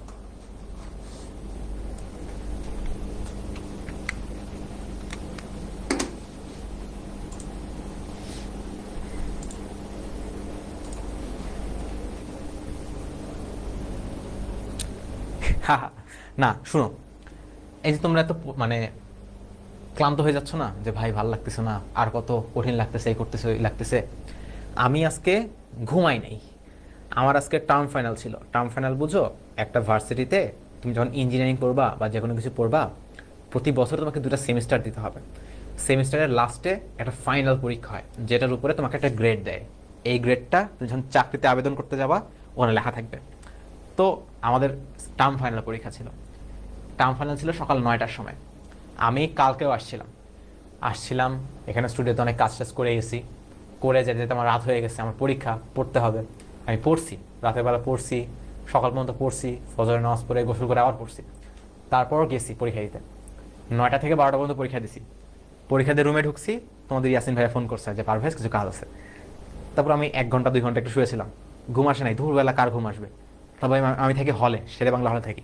তো হলে অনেক পোলাপান, আড্ডা দিয়ে তারপর আমি স্টুডিওতে আসছি। এসে এখানে একটু পড়াশোনা করার পর তোমাদের এই স্লাইড টাইড বানাইলাম। এই যে এই স্লাইডগুলো তো আমি বানাইছি, ঠিক আছে? আজকে আমাদের স্টুডিও অফ ছিল, সো অনেক কিছু করা লাগছে। করে টোরে এখন তোমাদের ক্লাস নিব। ক্লাস নিয়ে এখন বাজে রাত 10:30। 10:30টার সময় আরও একটা রেকর্ডিং আছে আমার, সেটা করে যাইতে যাইতে 12টা বাজবে। তারপর হয়তো আমি ঘুমাবো, ঠিক আছে? সো মানে তোমাদের পরিশ্রমটা আসলে কখনো শেষ হবে না। তুমি যে মনে করছো এখন কষ্ট, এই কষ্ট, তোমাকে অনেকে বলবে যে এখন কষ্ট করো, সামনে অনেক শান্তি, তোমার জীবনে কোনো শান্তি আসবে না। তবে তোমার জীবনটা একটু সুইটেবল হবে। এই তোমার পরিশ্রমটা সবসময় থাকবে। তোমরা এখন যেহেতু নতুন উঠছো, এখন তোমরা ফার্স্ট ইয়ার, তাই না? কেবল নতুন ফার্স্ট ইয়ার। তোমাদের এখন অনেক মোটিভেশনাল জিনিসপত্র আসবে। তোমাদের বুয়েটের লোগো দেখাবে, এই লোগো দেখাবে, ওই লোগো দেখাবে, দিয়ে তোমাদের এগুলো কথা বলবে। দেখো তোমাদের প্রথমত কি বলবে যে বুয়েট একটি স্বপ্নের নাম। বুয়েট এখানে মেডিকেল হইতে পারে, ঢাকা বিশ্ববিদ্যালয় হইতে পারে, ঢাবি হইতে পারে। যে বুয়েট একটি স্বপ্নের নাম, একটি স্বপ্ন। পিছনে গান লেখা থাকবে যে আমি চোখ বুঝে স্বপ্ন দেখেছি, তারপরে কি করে তোমার গর্ব হব মা, অনেক কিছু লেখা থাকবে, বুঝছো? সো এটা লেখা থাকবে। তোমাকে বলবে যে ভার্সিটিতে অনেক চিল, অনেক চিল। তোমাকে বলবে এখন একটু কষ্ট করো, ভার্সিটিতে উঠে তুমি অনেক আরাম করবা। কিন্তু এইগুলা শুনে কখনো তুমি মানে বায়াসড হবা না যে ঠিক আছে পরে আমার লাইফটা অনেক সুন্দর হয়ে যাবে। আমি তো বইটা পড়ি, আমি কি অনেক চিল করতেছি? আর তুমি বলতে পারো ভাই আপনি তো এই কাজগুলো করেন, অনেকে তো কাজগুলো করেন, অনেকে চিল করে। এখন যারা চিল করে তার কি ভবিষ্যতে ভালো কিছু করতে পারবে? তুমি যদি অ্যাজ এ হিউম্যান বিং, তোমার দায়িত্ব হলো রেসপন্সিবিলিটি নাও। একটা মানুষকে সৃষ্টিকর্তা সৃষ্টি করেছে, সে দায়িত্ব নিতে পারবে, সে রেসপন্সিবল হতে পারবে, সে সমাজের জন্য ভালো কিছু করবে। তুমি যদি চিন্তা খোঁজো কোথায় আরাম আছে, কোথায় কি আছে, এ আছে, এই চিন্তা করে কখনো তুমি ভালো কিছু করতে পারবা না। ইলন মাস্ক, সে 4 ঘন্টা ঘুমাইতো, টানা 6 বছর সে 4 ঘন্টা করে ঘুমাইছে। এরপরে সে আমাদের এই যে এত কিছু চিনি, স্পেস এক্স বানাইছে, টেসলা বানাইছে, এই বানাইছে। বিল গেটস অনেক পরিশ্রম করছে, যাদের তুমি মানে আইডল মনে করতে পারো সবাই অনেক পরিশ্রম করছে, ঠিক আছে? সো পরিশ্রম তোমাকে সবসময় করতে হবে। এইসব রাবিশ কখনো শুনবা না যে এখানে এই হবে, এখানে এই হবে, এখানে অনেক শান্তি, এই জিনিসপত্র, এগুলা কোনো কিছু না, ঠিক আছে? এটা তোমাদের একটু বলে রাখলাম, যেহেতু তোমরা নতুন আসছো, আগে থেকে সতর্ক করে রাখি। অনলাইন গ্রুপে এখন এগুলো অনেক হয়, এই স্বপ্ন ওই স্বপ্ন, হাবি যাবি, এগুলো কোনো কিছুই আসলে ভ্যালিড না, এটা মাথায় রাখবা। আমার বুয়েট কি ড্রিম ছিল? আমার বুয়েট ড্রিম ছিল না, আমার বুয়েট ছিল ট্রিপলি। আমি এখন বুয়েটে ট্রিপলি পড়তেছি। আমার টার্গেট ছিল ট্রিপলি পড়বো অথবা মেডিকেলে পড়বো, ডাক্তার হব। আমি মানে বুয়েট টার্গেট রাখি নাই কখনো। যদি যখন আমি মেডিকেলে চান্স পাইছিলাম, তখন ফ্যামিলি থেকে অনেক প্রেশার দিচ্ছিল যে ডাক্তার হওয়ার জন্য। কিন্তু পরে আমার যেহেতু ট্রিপলি পড়ার ইচ্ছা ছিল, আমি বলছিলাম যে আমি যদি বুয়েটে ট্রিপলি পাই তাহলে আমি বুয়েটে পড়বো। পরে আমার বুয়েটে মেরিট আসছিল 178। এই র্যাঙ্কটা দিয়ে বুয়েটের যে কোনো সাবজেক্ট পাওয়া যায়। সো মেজরিটি দেখবা তোমার সিএসি নাই বুয়েটে। সো আমি ট্রিপলি নিয়েছিলাম, আমার ভালো লাগতো তাই। সো তারপরে মেডিকেলে বাতিল করে আমি এখন বুয়েটে পড়তেছি, জিনিস এরকম। ঢাকা বিশ্ববিদ্যালয়ে আমি পরীক্ষা দেই নাই, কারণ আমার কাছে মনে হয়েছে আমি শুধু শুধু পরীক্ষা দিব, একজন আমার কারণে ওয়েটিংয়ে চলে যাবে যদি আমি চান্স পাই, সে একটু কষ্ট পাবে, এটা দরকার নেই, ঠিক আছে? এটা দরকার নেই। তুমি যেখানে পড়বা না সেখানে তুমি পরীক্ষা কেন দিবা? আমি এখানে এত র্যাঙ্ক, আমি এখানে ফার্স্ট, আমি এখানে সেকেন্ড, আমার এই দেখো মানুষের নামের চেয়ে তার মানে মেধা তালিকা বেশি, এটা তো কি লাভ বলো? লাভ তো নাই। তুমি শুধু শুধু তোমার এনার্জি নষ্ট করলা, শুধু শুধু আরেকজনের হক নষ্ট করতেছো। অনেকে বলতে পারো যে ভাই ওয়েটিং থেকে তো টানবে, আপনি ভর্তি হইলেন না, সে ওয়েটিং থেকে আসবে। সে যে ওয়েটিংয়ে গেছে তার খারাপ লাগে নাই? খারাপ তো লাগছে, তাই না? সো খারাপ মানে মানুষের তুমি খারাপ কেন দিবা বলো? এই জন্য। আর তোমরা যারা ভবিষ্যতে অ্যাডমিশন দিবা, চেষ্টা করবা যে জায়গায় পড়বা না, যে জায়গায় ওয়েটিং থেকে টানে না, যেমন ধরো তোমার ঢাকা বিশ্ববিদ্যালয়ের আইবিএ হতে পারে, বিভিন্ন জায়গায় ওয়েটিং থেকে টানে না, এগুলো জায়গায় মানে পরীক্ষা যদি তোমার ইচ্ছা থাকে যে তুমি পড়বা না তাহলে দিও না, হ্যাঁ? এই আচ্ছা, 1.5 ঘন্টা শেষ হয়ে গেছে, তোমাদের মনে হয় এনার্জি শেষ। থাকো, হ্যাঁ, ভালো থাকো, সুস্থ থাকো। এরপরে তোমাদের সাথে আমার একদম দেখা হবে একদম ঈদের পর। ঈদের পরে তোমাদের হয়তোবা আমি নিতে পারি, গতিবিদ্যা ক্লাসটা নিতে পারি হয়তোবা, ঠিক আছে? ভালো থাকো, ঈদ মোবারক সবাইকে। তোমাদের সাথে হয়তোবা দেখা হবে না ভিডিওতে। তারপরে এই তো আমার আরেকটা রেকর্ডিং আছে। আসসালামু আলাইকুম।